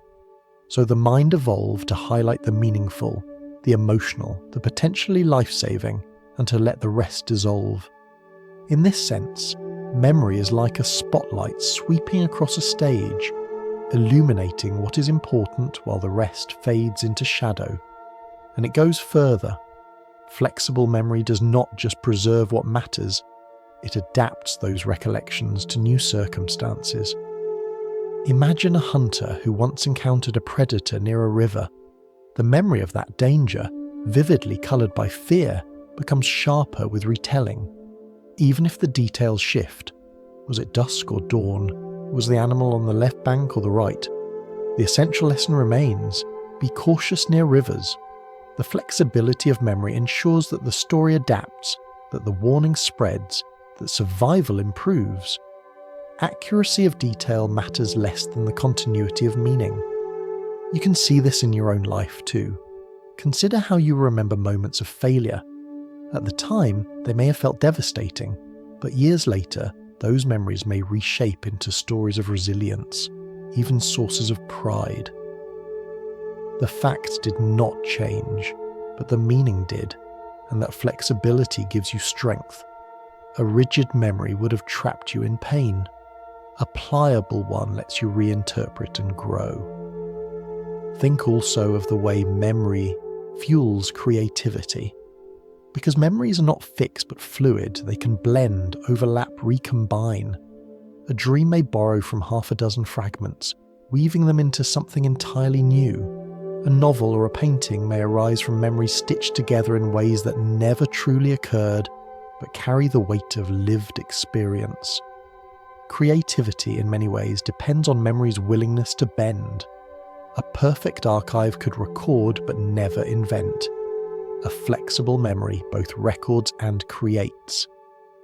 There is a soft metaphor that captures this. Picture memory not as a vault but as clay. Each time you recall, the clay warms in your hands, softening, ready to be shaped again. Sometimes the shape is close to the original. Sometimes it shifts slightly. When you put it back, it hardens until the next time you take it out. Over a lifetime, the clay figures may no longer look exactly like they did at first, but they are truer to who you have become. Memory's flexibility is the hand that lets the clay be reshaped to match the present. This also explains why danger is often remembered more sharply than the mundane. Evolution tuned the amygdala to paint fear in bold strokes, ensuring we would not forget the lessons of pain, the growl in the night, the fall that left a scar, the sharp word that stung. These are remembered because they may protect us in the future. Meanwhile, the countless uneventful days fade because they offer little to learn from. Our minds preserve what we most need, not everything we ever touched. Perhaps you have experienced this when recalling a journey. The hours spent waiting in airports or sitting in traffic fade quickly, but the moment of awe, the mountain cresting into view, the laughter of companions, the thrill of discovery, remains vivid. Memory trims the unimportant so that the essential can shine. Flexible memory is not a flaw, it is efficiency. So when you feel frustrated by forgetting or uneasy about the shifting details of your past, pause for a gentler perspective. Your mind is not betraying you. It is protecting you, guiding you, freeing you from clutter, and giving you room to grow. A perfectly rigid memory would be unbearable. A flexible one is a gift, a quiet survival strategy wrapped in mystery. And so, as we leave this chapter of superposition and collapse, hold this truth close. Memory is not an archive of what was. It is a tool for what is and what will be. Its fluidity is its strength. Its uncertainty is its wisdom. You do not carry every fact. You carry what your story needs, and in that selection, you remain human, alive, and adaptable. As the day fades and your body begins to sink into rest, something remarkable happens in the quiet chambers of your mind.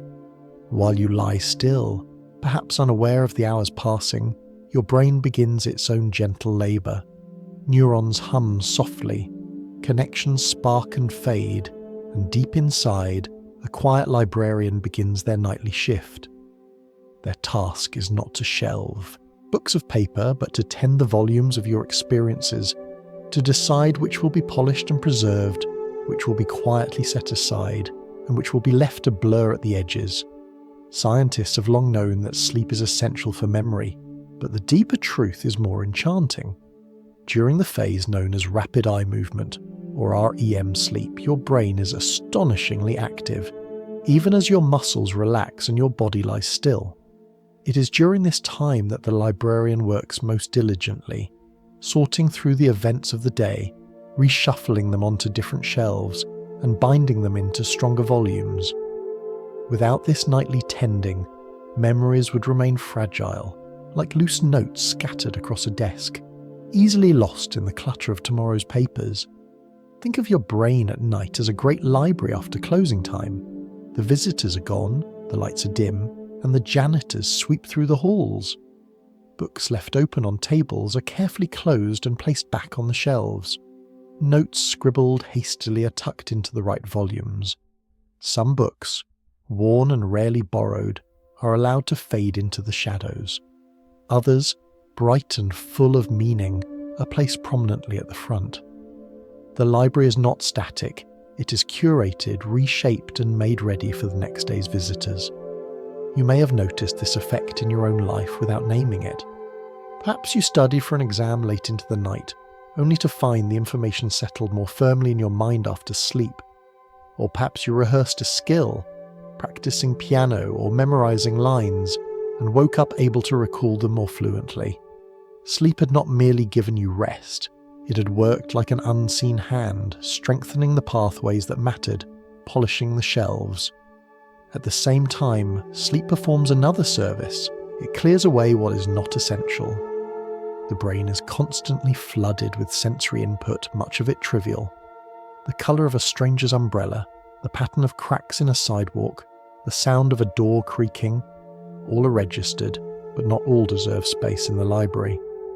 During sleep, many of these fragments are gently swept aside, making room for what is meaningful. Without this clearing, the shelves would overflow. Forgetting is not a flaw, but a kindness, the librarian deciding which notes can be safely discarded so the library can breathe. The image of janitors cleaning a theatre may also help. Picture the stage after a performance. Confetti scattered across the floor, scripts left behind, costumes draped over chairs. The show was bright and chaotic, full of energy, but now it must be tidied. During sleep, your brain does something similar. It sweeps the confetti of stray impressions, stores the costumes of important emotions, and leaves the stage ready for the next act. The theatre is not empty, its stories remain, but it is refreshed, prepared, open for another day's performance.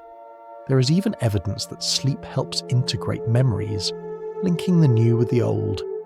A conversation you had yesterday may find its place beside a lesson you learned years ago. The librarian does not only shelve new books, they also cross-reference, connecting themes across the volumes of your life. This is why insights often come after rest. You wake not only with clarity, but with connections that eluded you before. Sleep has woven the threads together, stitching yesterday into the fabric of your past. The process is subtle, invisible, but you can sense its results. After a night of good rest, the world feels coherent. The stories of your life feel more continuous, the lessons easier to recall, the burdens a little lighter. After a night of poor sleep, the opposite happens. Details slip away, coherence frays, the librarian has not had enough time to put the shelves in order. You stumble through the day as though your inner library has been left in disarray, books piled on the floor, papers missing, notes misplaced. Yet even this is not failure. It is simply the reminder of how essential sleep is. Your mind does not demand perfection. It only asks for the chance to do its nightly work, to sweep the theatre, to reshelve the books, to curate the stories. Without it, you would drown in fragments. With it, you carry forward a narrative that feels whole enough to guide you. So tonight, as you drift deeper into your own rest, perhaps imagine your memories as books stacked on tables, waiting for the gentle hand of the librarian. Some will be carefully placed back in order, their bindings strengthened. Some will be set aside, allowed to fade, and some, the precious ones, will be polished, cross-referenced, and preserved, ready to be retrieved with ease when you next need them. You do not have to oversee this process. Your only task is to close your eyes, let the day slip away, and trust that the quiet work of the night will take care of the rest. If sleep is the time when the librarian reshelves the books of your mind, then dreams are the after hours when the children sneak into the library, pulling volumes off the shelves, scattering pages across the floor, and inventing games from the fragments. They do not follow order, and they are not concerned with accuracy.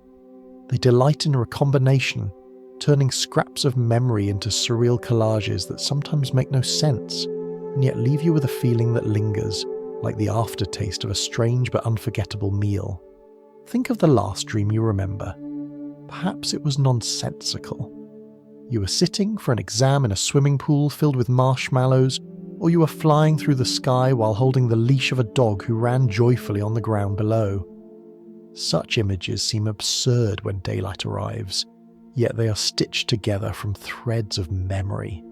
The exam may reflect your mind rehearsing anxieties from the day. The swimming pool may come from a childhood memory. The marshmallows may have drifted in from a faint smell you noticed the evening before. Dreams borrow from everywhere, tossing fragments into new configurations. Scientists studying dreams find that they are often built from recent experiences, mixed with older ones, and blended with stray impressions that never seemed important while awake. A fragment of conversation, a glimpse of a stranger's face, a feeling of joy or unease, all may be swept into the dream. In this way, dreams are not random noise but the brain's playground, where memory is tested, reshuffled, and stretched. By combining fragments in unexpected ways, the brain explores possibilities it might never have considered in the waking world. This explains why creativity and problem-solving are often linked with dreaming. Musicians sometimes wake with melodies that came in sleep. Writers find inspiration in dream fragments. Even scientific breakthroughs have been nudged forward by dreams. When the mind, freed from the rigid patterns of logic, lets memory recombine freely. The playground is chaotic, yes, but also fertile. In its nonsense lies possibility. Everyday life provides subtler examples. Perhaps you spend the evening practicing a new skill, such as playing chords on a guitar. That night you may dream not of guitars directly, but of fingers moving across unfamiliar surfaces, of strings turning into ladders, of music blending with landscapes. The dream does not rehearse the skill exactly, it reimagines it, weaving it into broader networks of memory. By morning, your fingers may find the chords more easily, as if the dream had given them quiet practice.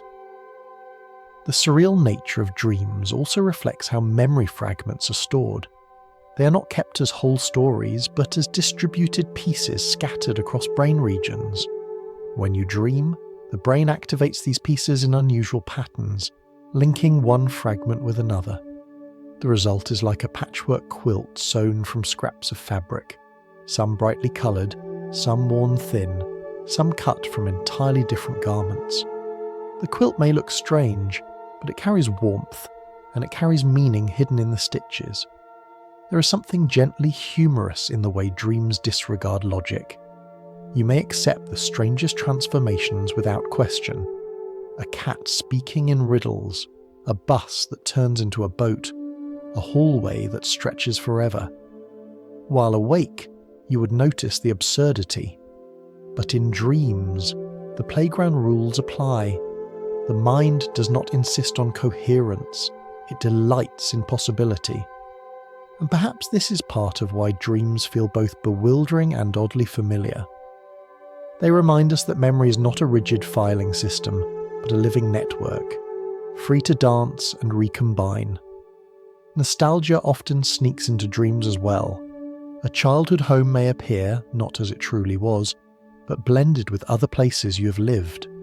A friend from long ago may speak in the voice of someone you only met recently. These hybrids are not mistakes. They are the mind's way of letting entangled memories play together. The playground is open to all, past and present mingling in ways the waking mind would not permit. From an evolutionary view, this playful recombination may have served survival. By mixing fragments of past dangers with imagined scenarios, the dreaming brain could prepare for threats not yet faced. A predator that once startled you in the forest might return in a dream as a shifting shadow, testing your responses. The absurdity conceals a purpose. By simulating scenarios, however strange, the mind rehearses flexibility.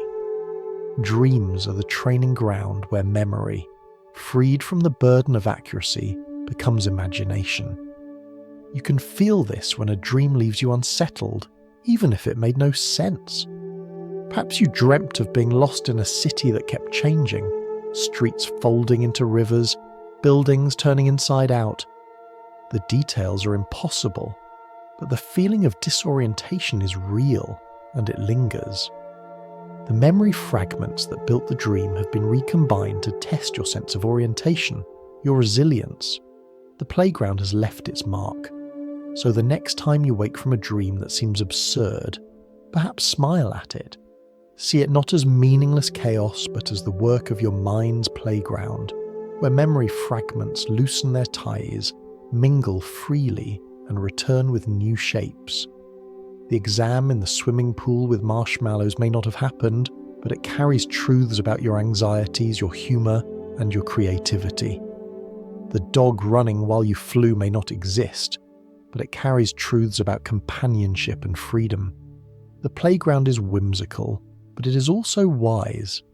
And as we drift onward, we will see how this playful recombination becomes something even more deliberate. A hidden editing suite where the brain quietly decides which memories to keep, which to merge, and which to let fade.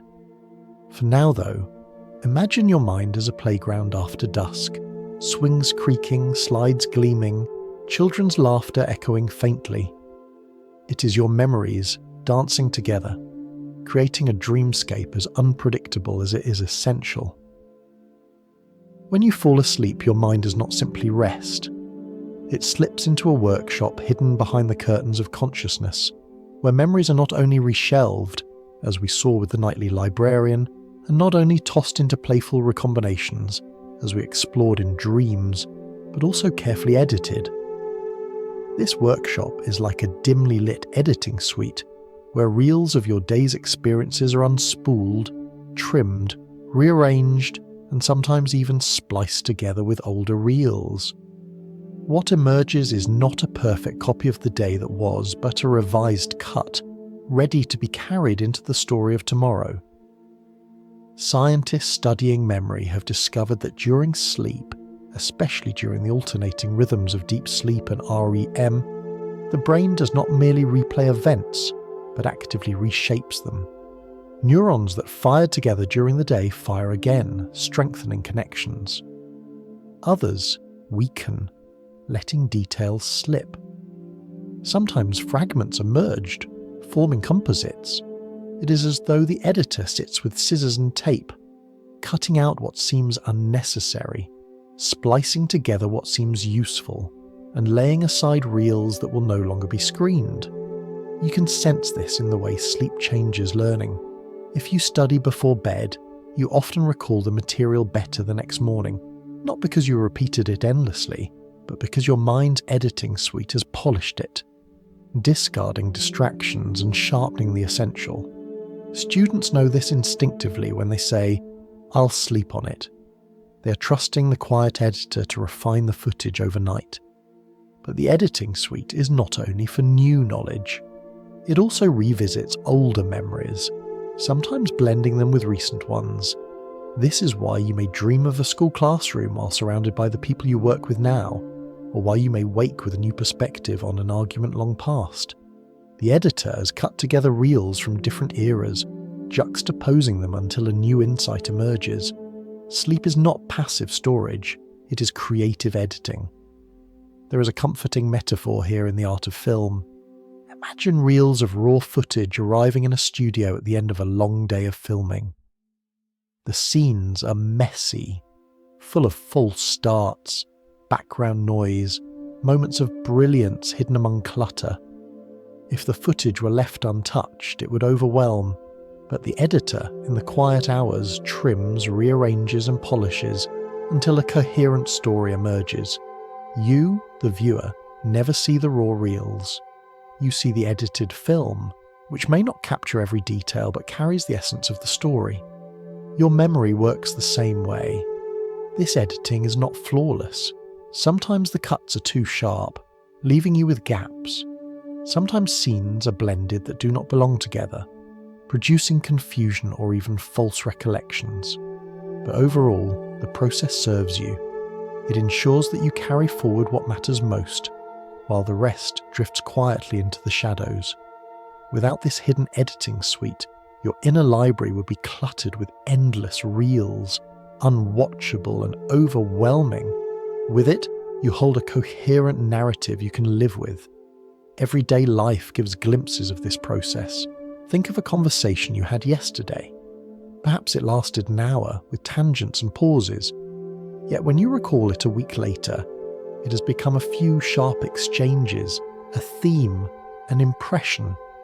The editing suite has cut away the filler, leaving the core. Or think of a trip you once took. Days of travel, many hours of waiting, dozens of small interactions. All of it has been distilled into a handful of images. A sunset, a street corner, a face. The film reel is shorter, but it captures the meaning. Dreams too play a role in this editing. They are like test cuts, experimental sequences where the editor tries different juxtapositions. A dream of studying before an exam might blend with a dream of standing on stage or of being lost in a city. The connections may feel absurd, but they serve to link ideas, test associations, and explore possibilities. In the morning, you may not remember the dream clearly, but the edits it guided remain in your memory structure. There is even evidence that the editing suite decides which memories to strengthen by emotional weight. Events that carried strong feeling are more likely to be preserved. The brain, like a film editor guided by audience reaction, highlights the moments that made you laugh, cry, or shiver. The quiet hours of sleep thus amplify what matters and fade what does not. The result is not perfect history, but it is a meaningful story. Perhaps the gentlest way to picture this is as a painter revisiting a canvas in the night. Each brushstroke laid down during the day is still wet. In the dark studio, the painter moves silently, blending colours, softening edges, brightening highlights. By morning, the painting looks familiar but not identical. The edits are subtle, but they make the image more coherent, more alive. So the next time you wake and find that your memory of yesterday is already shifting, do not see it as loss. See it as the result of a hidden artist's touch. The editing suite has done its work. You carry forward not raw footage, but a crafted story, one that will guide you better than a chaotic flood of uncut scenes ever could. And as we prepare to leave the dreamlike realm of sleep and editing, We carry with us the understanding that memory is not static. It is tended, reshaped, and retold, even in the hours when you are unaware. The night is not empty. It is full of quiet labour, soft brushes, hidden edits, and gentle stitching. And in that labour, your past becomes something you can live with, not just something you endured. Up to now, we've wandered mostly through the private terrain of memory, exploring how your own recollections shimmer, shift, and reshape themselves. But memory does not live only within the borders of a single mind. It stretches outward, into conversations, into families, into entire cultures. Every time you share a story, you're not just remembering for yourself, you're also weaving your memory into a larger tapestry, one stitched together by many voices. And once woven, it can change the memory itself. Think of a national event, something large enough that many people experienced it at once, a holiday, a great storm, a public celebration, or a tragedy. Ask people of different generations what they remember, and the stories you hear may sound like they are describing entirely different events. A grandparent may remember the day in terms of fear or hardship. A parent may recall the same day through the lens of resilience, the way neighbours helped one another. A child hearing the story secondhand may imagine it as something almost mythical, a tale of courage or sorrow that belongs as much to imagination as to fact. The event itself happened only once, but it lives in many versions, reshaped each time it is told. This happens even on a smaller scale. Families often have stories they return to again and again. The holiday dinner when the oven broke down, the time the car stalled on the way to a wedding, the unexpected kindness of a stranger on a long trip. Each retelling adds polish, humour, or emphasis. The story you hear as a child becomes the story you tell as an adult, often with new flourishes. Over time, the collective remembering reshapes the event so thoroughly that it may no longer match the details of the day, but it captures something deeper, the meaning the family carried forward. Neuroscience tells us that memory is reconstructive, pieced together each time we recall. But when memory is shared, that reconstruction becomes collaborative. Each listener becomes a co-author. If someone adds a detail, yes, and it was snowing hard that night, the detail may enter the shared version of the story, even if it wasn't true. By the time the story has been told around the table for years, everyone agrees on the snow, nodding and smiling as though they can see it falling again. The snow may not have been there, but the story now belongs to everyone. Culture itself is shaped in this way. History is not just a list of dates and names in a textbook. It is the sum of countless shared memories, retold, reshaped, and preserved. Festivals commemorate victories, tragedies are remembered in memorials, myths grow from oral traditions. These are cultural memories, collective ways of telling the past that shape how a community sees itself. They may smooth out contradictions, highlight certain heroes, or turn confusion into coherent tales. In the process, individual memories are folded into larger narratives that become part of identity. There is a gentle beauty in this. Imagine a bonfire at night, a circle of people gathered around. One person begins telling a story of something they lived through. Others add details, correcting, embellishing, laughing, or sighing. Slowly, the story is no longer one person's alone. It belongs to the circle. And long after the fire dies, the story continues, carried into other circles, reshaped again and again. Each retelling edits the past, but each retelling also keeps it alive. Of course, this means that personal memories can be subtly changed by cultural ones. You may think you remember a famous event, like watching a moment on television or standing in a crowd, but perhaps what you really recall is the way it was described to you later, the images repeated in documentaries, the stories passed down in your community. The personal and the collective blur, and the line between them is not always clear.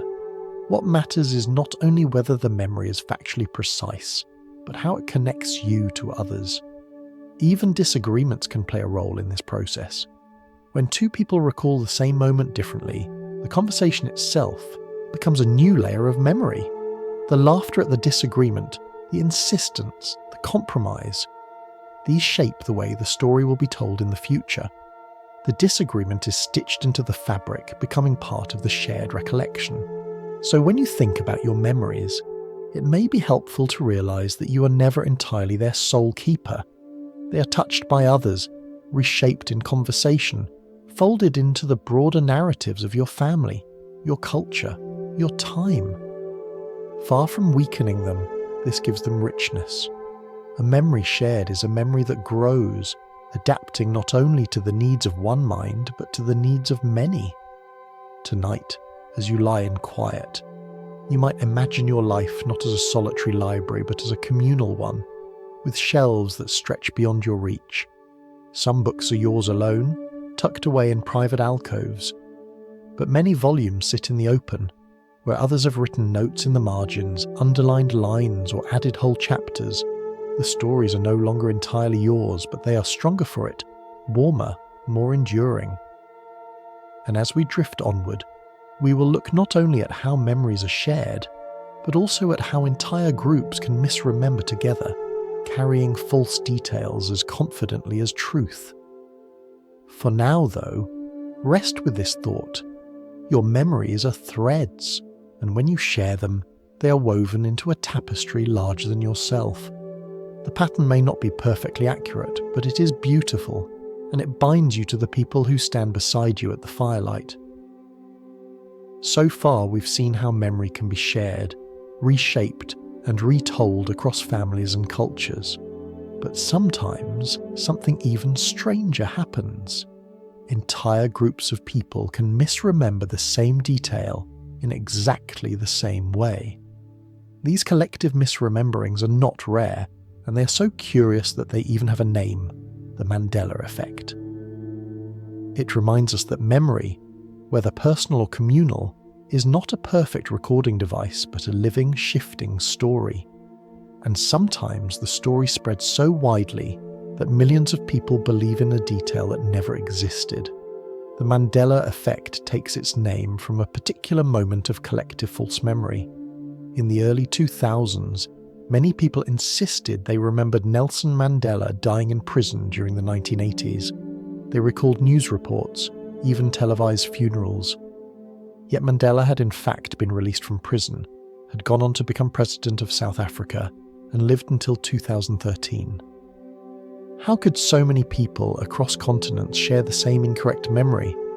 Psychologists offer a gentle explanation. Memory is constructive, built from fragments, stories, and cues. When information is fuzzy or confusing, the mind fills the gaps with something that feels coherent. And because people often talk to each other, read the same headlines, or absorb the same cultural cues, entire groups can end up constructing the same incorrect version. A false detail becomes embedded, reinforced each time it is shared, until it feels as real as any true memory. Everyday examples are surprisingly common. Many people swear that Darth Vader says, "Luke, I am your father," in The Empire Strikes Back. In truth, the line is, "No, I am your father." The misremembered version has become so widespread that it feels more authentic than the actual dialogue. Similarly, countless people recall the children's book series as the Berenstain Bears, with an E, when the real spelling has always been the Berenstain Bears, with an A. The shared misremembering is so strong that some half-jokingly wonder if it's proof of parallel universes, each with its own version of spelling and film dialogue. The phenomenon is playful on the surface, but it also reveals something profound. Memory is not only entangled across individuals, it is also suggestible on a societal scale. When a detail is repeated often enough, even incorrectly, it seeps into the fabric of recall. This is how myths grow, how legends form, how cultural narratives solidify. What feels like a glitch in memory is, in truth, the same reconstructive process we've already seen. but multiplied across thousands or millions of minds. Think of a simple logo. Many people remember the Monopoly man as wearing a monocle. He never did. Others picture Pikachu's tail with a black tip. It never had one. These are small errors, harmless in themselves, but they show the same principle at work. We expect coherence. A wealthy cartoon character should have a monocle. An electric mouse should have a contrasting tail. And so the brain quietly edits the image until it feels right. Once one person voices the edited version, others nod in recognition, and the false memory spreads. There is something quietly humorous here. Imagine the brain as an improvisational storyteller at a community theatre. If it forgets a line, it does not freeze, it improvises. And because the improvisation feels natural, the audience plays along. Later, no one remembers exactly who said what, only that the play was enjoyable. Memory works in the same way. When details are fuzzy, the brain fills them with what seems likely, and because others do the same, an entire community applauds the invented version as though it had always been true. But collective false memory also serves a purpose. It gives people a sense of shared experience, even when the experience is inaccurate.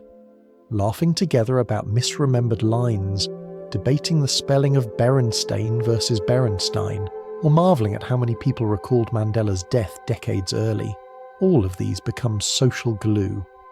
The false detail becomes less important than the conversation it sparks, the feeling of connection it sustains. In this way, even false memories play a role in shaping community. This fragility, however, also has a serious side. Just as false memories can spread harmlessly, they can also be manipulated. History can be rewritten by repetition. Propaganda, misinformation, and selective retelling can seed collective memories that carry weight far beyond their accuracy. A society's sense of itself can be nudged not only by what it remembers, but by what it misremembers. This is the shadow side of shared memory. Its openness makes it both powerful and vulnerable. Still, on a personal level, the Mandela effect and its smaller cousins can be seen with gentle curiosity. The fact that you and countless strangers all misremember a cartoon character's detail is not evidence of failure. It is evidence of how the mind, endlessly searching for coherence, builds and shares stories. Sometimes those stories happen to be wrong, but they still bind us together, in laughter, in surprise, and in wonder at the mystery of how so many minds can agree on something that never was. So, the next time you hear someone insist on a detail you know to be false, whether it's a movie line, a brand logo, or even a family story, perhaps smile softly at the paradox. Their memory is not broken, and neither is yours. You're both improvisers in the same play, drawing from the same cultural stage directions, and your minds have chosen similar embellishments. The truth may be different, but the experience of remembering together is real, and as we drift forward, we will step from the playful errors of collective false memory to the broader picture, how the past itself becomes a co-written novel, shaped not by one author, but by the countless voices who retell it. For now, let the thought settle gently.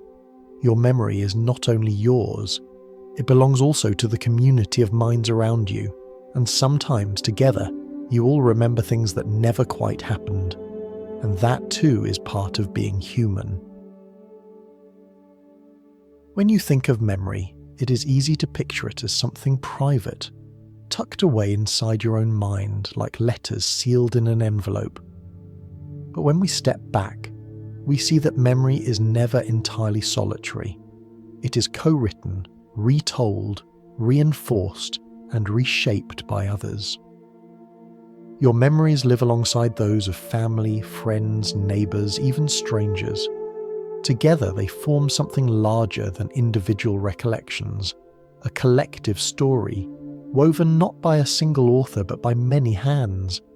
Imagine a village gathered around a bonfire on a cool evening. Sparks rise into the night, and voices blend together as people begin telling stories of the past.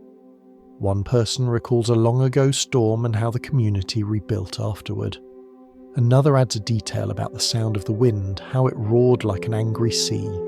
A third laughs and says no, it was not a roar but a whistle through the eaves. The details may differ, but what matters is that together they are shaping a narrative that belongs to all of them. The bonfire becomes a stage for memory, and in its glow, truth is not a fixed point but a shared flame. We see this same process on larger scales. Nations tell stories about their founding, their triumphs, their struggles. These stories are not always precise records of every event. They are collective memories, retold in schools, enshrined in monuments, sung in songs. The details shift with time. Heroes rise and fall, villains are reinterpreted, meanings are revised, but the story continues. It is a novel that no single person writes, yet everyone contributes to. Each generation inherits chapters and adds its own. Even within families, memory takes on this collective form. Ask siblings about the same childhood moment, and you will often hear slightly different versions. One may remember the event as frightening, another as funny, another as ordinary. Yet when they tell the story together, they weave their perspectives into a single tale, polished through laughter, argument, and repetition. That story becomes part of the family's collective identity. In time, it may be told so often that the original details are blurred beyond recognition. Still, the story holds because it serves its purpose, to bind the family together in shared meaning. This is why memory is often described as narrative rather than archive.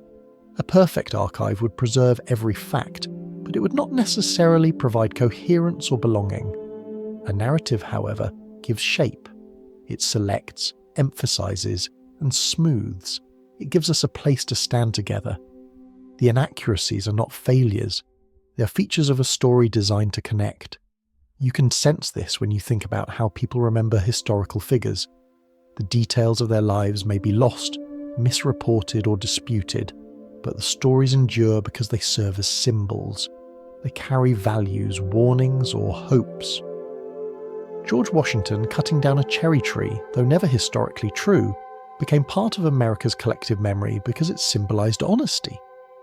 The myth was stronger than the fact. This is the power of collective storytelling. It transforms memory into something more than evidence. It makes memory into meaning. There is something soothing in realizing that your personal memories are not entirely yours alone. They live within a web of shared recollection. When you tell a story to a friend and they nod, laugh, or add a detail, your memory is reshaped, made communal. When you sit at a reunion and hear the same story retold by many voices, you are participating in the editing of a shared novel. The pages are written in overlapping ink, and no one voice holds the whole. The story is larger, more resonant, because it belongs to everyone. Of course, this collective process means that truth is never simple. Entire communities can misremember together, as we saw with the Mandela effect. Legends can grow that obscure as much as they illuminate. But even then, the collective story serves a purpose. It creates identity, belonging, and continuity. It gives people a sense of we, a reminder that they are part of something bigger than their own private recollections. Perhaps the gentlest way to see this is to think of memory not as a set of photographs kept in an album, but as a campfire story told and retold through generations. Each retelling changes the emphasis. Each voice brings its own inflection. Over time, the story may look very different from its beginning. Yet it endures because it carries more than facts. It carries the pulse of belonging. Tonight, as you listen in quiet, you might picture yourself sitting at such a fire. Around you are voices from your past, family, friends, ancestors you never met, even strangers whose lives touched yours in ways you may never know. Each voice adds something to the story of who you are. The flames flicker, the smoke rises, and the story continues. It is not perfect, it is not precise, but it is alive, and it is shared, and it is enough. And as we prepare to turn from collective memory back inward, we will carry this understanding with us. That identity itself is a shifting story. shaped not only by what you remember alone but by the voices that echo around you. For now, rest in the thought that your past is not a solitary archive but a communal novel, written and rewritten in every conversation, every nod, every shared laugh. The story may change, but its warmth remains, like a fire that never quite goes out. When you look back across your life, you may sometimes feel as though you are paging through chapters written by entirely different authors. The child who built forts from pillows, the teenager who stayed up too late, the adult who took on responsibilities, they all feel real, yet they do not feel identical to the person you are now. If memory is fluid, reshaping with each recall, then the self that emerges from those memories must be fluid as well. Who you are is not fixed in stone. It is a story that shifts, expands and softens with each passing year. Think of yourself at 10 years old. What did you believe then? What made you laugh, or frightened you, or felt like the most important thing in the world? Now think of yourself at 20. Perhaps your priorities had changed. New friendships, new worries, new joys shaped you. Today you carry echoes of both the child and the young adult, but you're not exactly either. You're something new, a self that is continually rewritten by the shifting stories you tell about your past. This idea can feel unsettling if you imagine the self as something that should remain constant. We like to think of identity as a solid thread stretching unbroken through time, but perhaps it is gentler to see identity as a tapestry instead, woven from many threads, some bright, some fading, some replaced as the years go on. The pattern changes, but the fabric holds. You remain you, not because you are unchanging, but because you are continuous, a living story still being told. Philosophers have long wrestled with this question. Some argued that identity must lie in the body, others in the soul, others in memory itself. Yet modern psychology suggests that the self is not a single fixed entity, but an ongoing narrative. Each day you interpret your experiences, link them to what came before, and fold them into your understanding of who you are. The story is always in revision. It is like a book that can never truly end, because each morning adds a new sentence, each memory reshaping the plot. You may notice this in the way you explain your past to others. The same event can be told in different ways depending on who you are today. A difficult job you once hated might now be framed as a period of growth. A relationship that ended in pain might now be remembered with gratitude for what it taught you. The facts remain, but the meaning shifts, and with it, the sense of who you were shifts too. The past is edited, and so the self is edited, always becoming, never finished. This constant becoming is not a weakness. It is what allows you to grow. A rigid identity fixed in place would trap you. A fluid identity allows you to adapt, to let go, to evolve. You're not bound to who you were at 10 or 20. You're allowed to be different today, and tomorrow you will be allowed to be different again.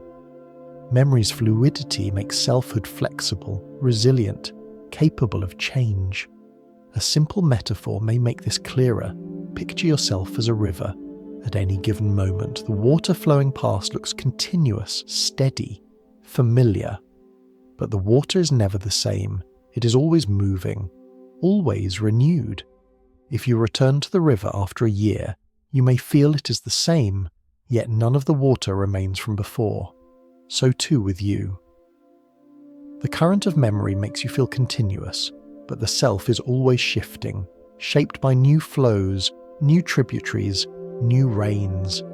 You remain the same river not because the water is unchanged, but because the flow continues. Perhaps you have felt this when looking back on an old photograph of yourself. You see the same eyes, the same smile, but you also know the person in the photograph is no longer who you are. You carry their memories, but those memories have been reshaped by the years. You're both them and not them. The photograph is a reminder that identity is layered, fluid, and always evolving. This idea can bring comfort. If the self is a shifting story, then change is not betrayal, but continuity. You are not breaking from who you were. You're extending the story, adding chapters. Each version of you has been real, each has mattered, and each has led to the person you are now. Memory, with all its edits and retellings, ensures that the past is not discarded but carried forward, transformed into something that can live in the present. So when you wonder who you are, perhaps the gentlest answer is this: you are a story still being written. The chapters behind you are not final. They shimmer and shift each time you revisit them, and the chapters ahead are open, ready to be filled. You're not confined to a single definition. You are many selves, woven into one fabric, flowing like one river, glowing like one constellation of stars. As we move to the final steps of our journey, we will explore how even forgetting, often feared as loss, can be embraced as part of this fluidity, a kindness that lets the story keep flowing. For now, rest with the thought that you're not fixed, but you are whole. You're the continuity of memory and change, the shifting story that only you can tell. We often think of forgetting as failure, a crack in the mirror of the mind, an erosion of something precious. But if you lean gently into the truth of memory, you begin to see that forgetting is not a flaw. It is a quiet kindness, the mind's way of making space, of softening edges, of letting the past breathe. Forgetting is what allows remembering to matter. Without it, memory would drown us. With it, we carry forward only what we need, what shapes us, what guides us. Picture for a moment what life would be if you remembered everything. Every face glimpsed in a crowd, every conversation overheard on a bus, every breakfast you ever ate, all of it, sharp and immediate, stacked together in impossible layers. Some people very rarely have lived with this condition, their minds unable to let go of even the smallest details. At first, it sounds miraculous, but many describe it as a burden. To recall every detail is to be unable to escape. The mind becomes crowded, cluttered, unable to rest. Forgetting is not weakness, it is relief. Forgetting allows joy to shine more brightly. If every disappointment were as sharp as the day it happened, joy would always be dulled by sorrow. Forgetting lets the sorrow soften, lets the sharpness wear away, so that the memory of joy can take its rightful place at the centre. Think of a childhood embarrassment, a stumble on stage, a forgotten line in front of classmates.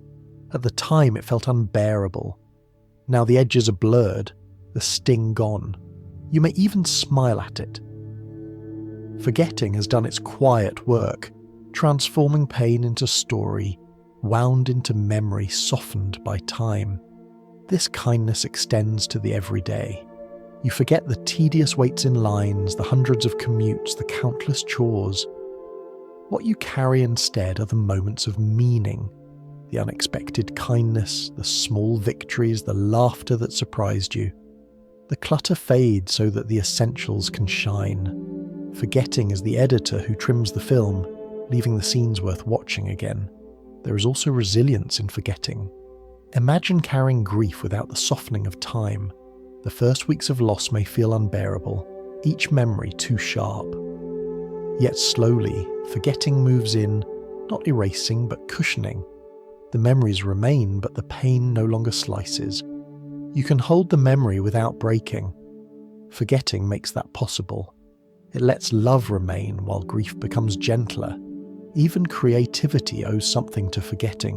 When details slip, the mind fills the gaps, often with imagination. Stories grow in the spaces memory leaves open. A family tale, retold across generations, becomes embroidered.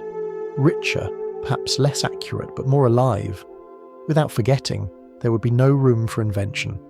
The gaps are not emptiness, they're invitations. And perhaps forgetting reminds us that the past is not a static museum, but a living story.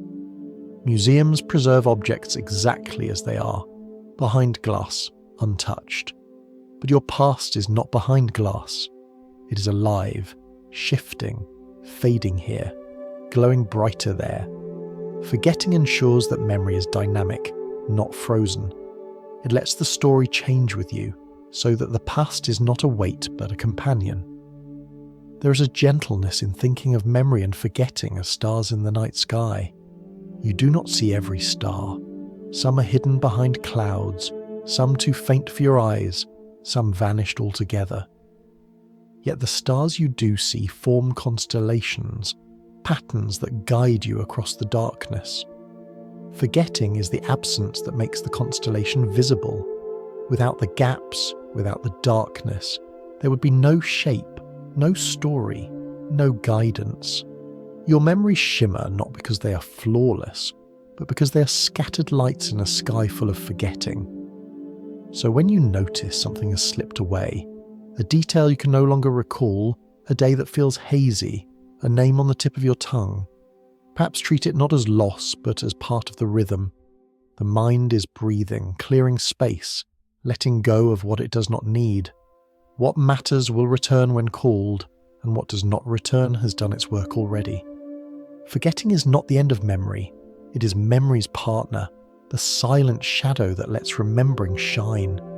And as we close this long journey, remember this: your past is not a flawless archive, but a living, breathing story. It changes because you change. It forgets because you need room to move forward. It shimmers like stars in the night, scattered but guiding, imperfect but enough. You're not broken when you forget. You're human, alive, carried forward by memory and forgetting together, both shaping the story of who you are. So let yourself rest now, without fear of what may fade. Trust that what matters will remain, reshaped into warmth and meaning. Trust that the story will continue, even when some words slip away. And if, as you drift towards sleep, your thoughts scatter like stars across a dark sky, know that the constellation of you is still there, steady, luminous, guiding you gently into tomorrow.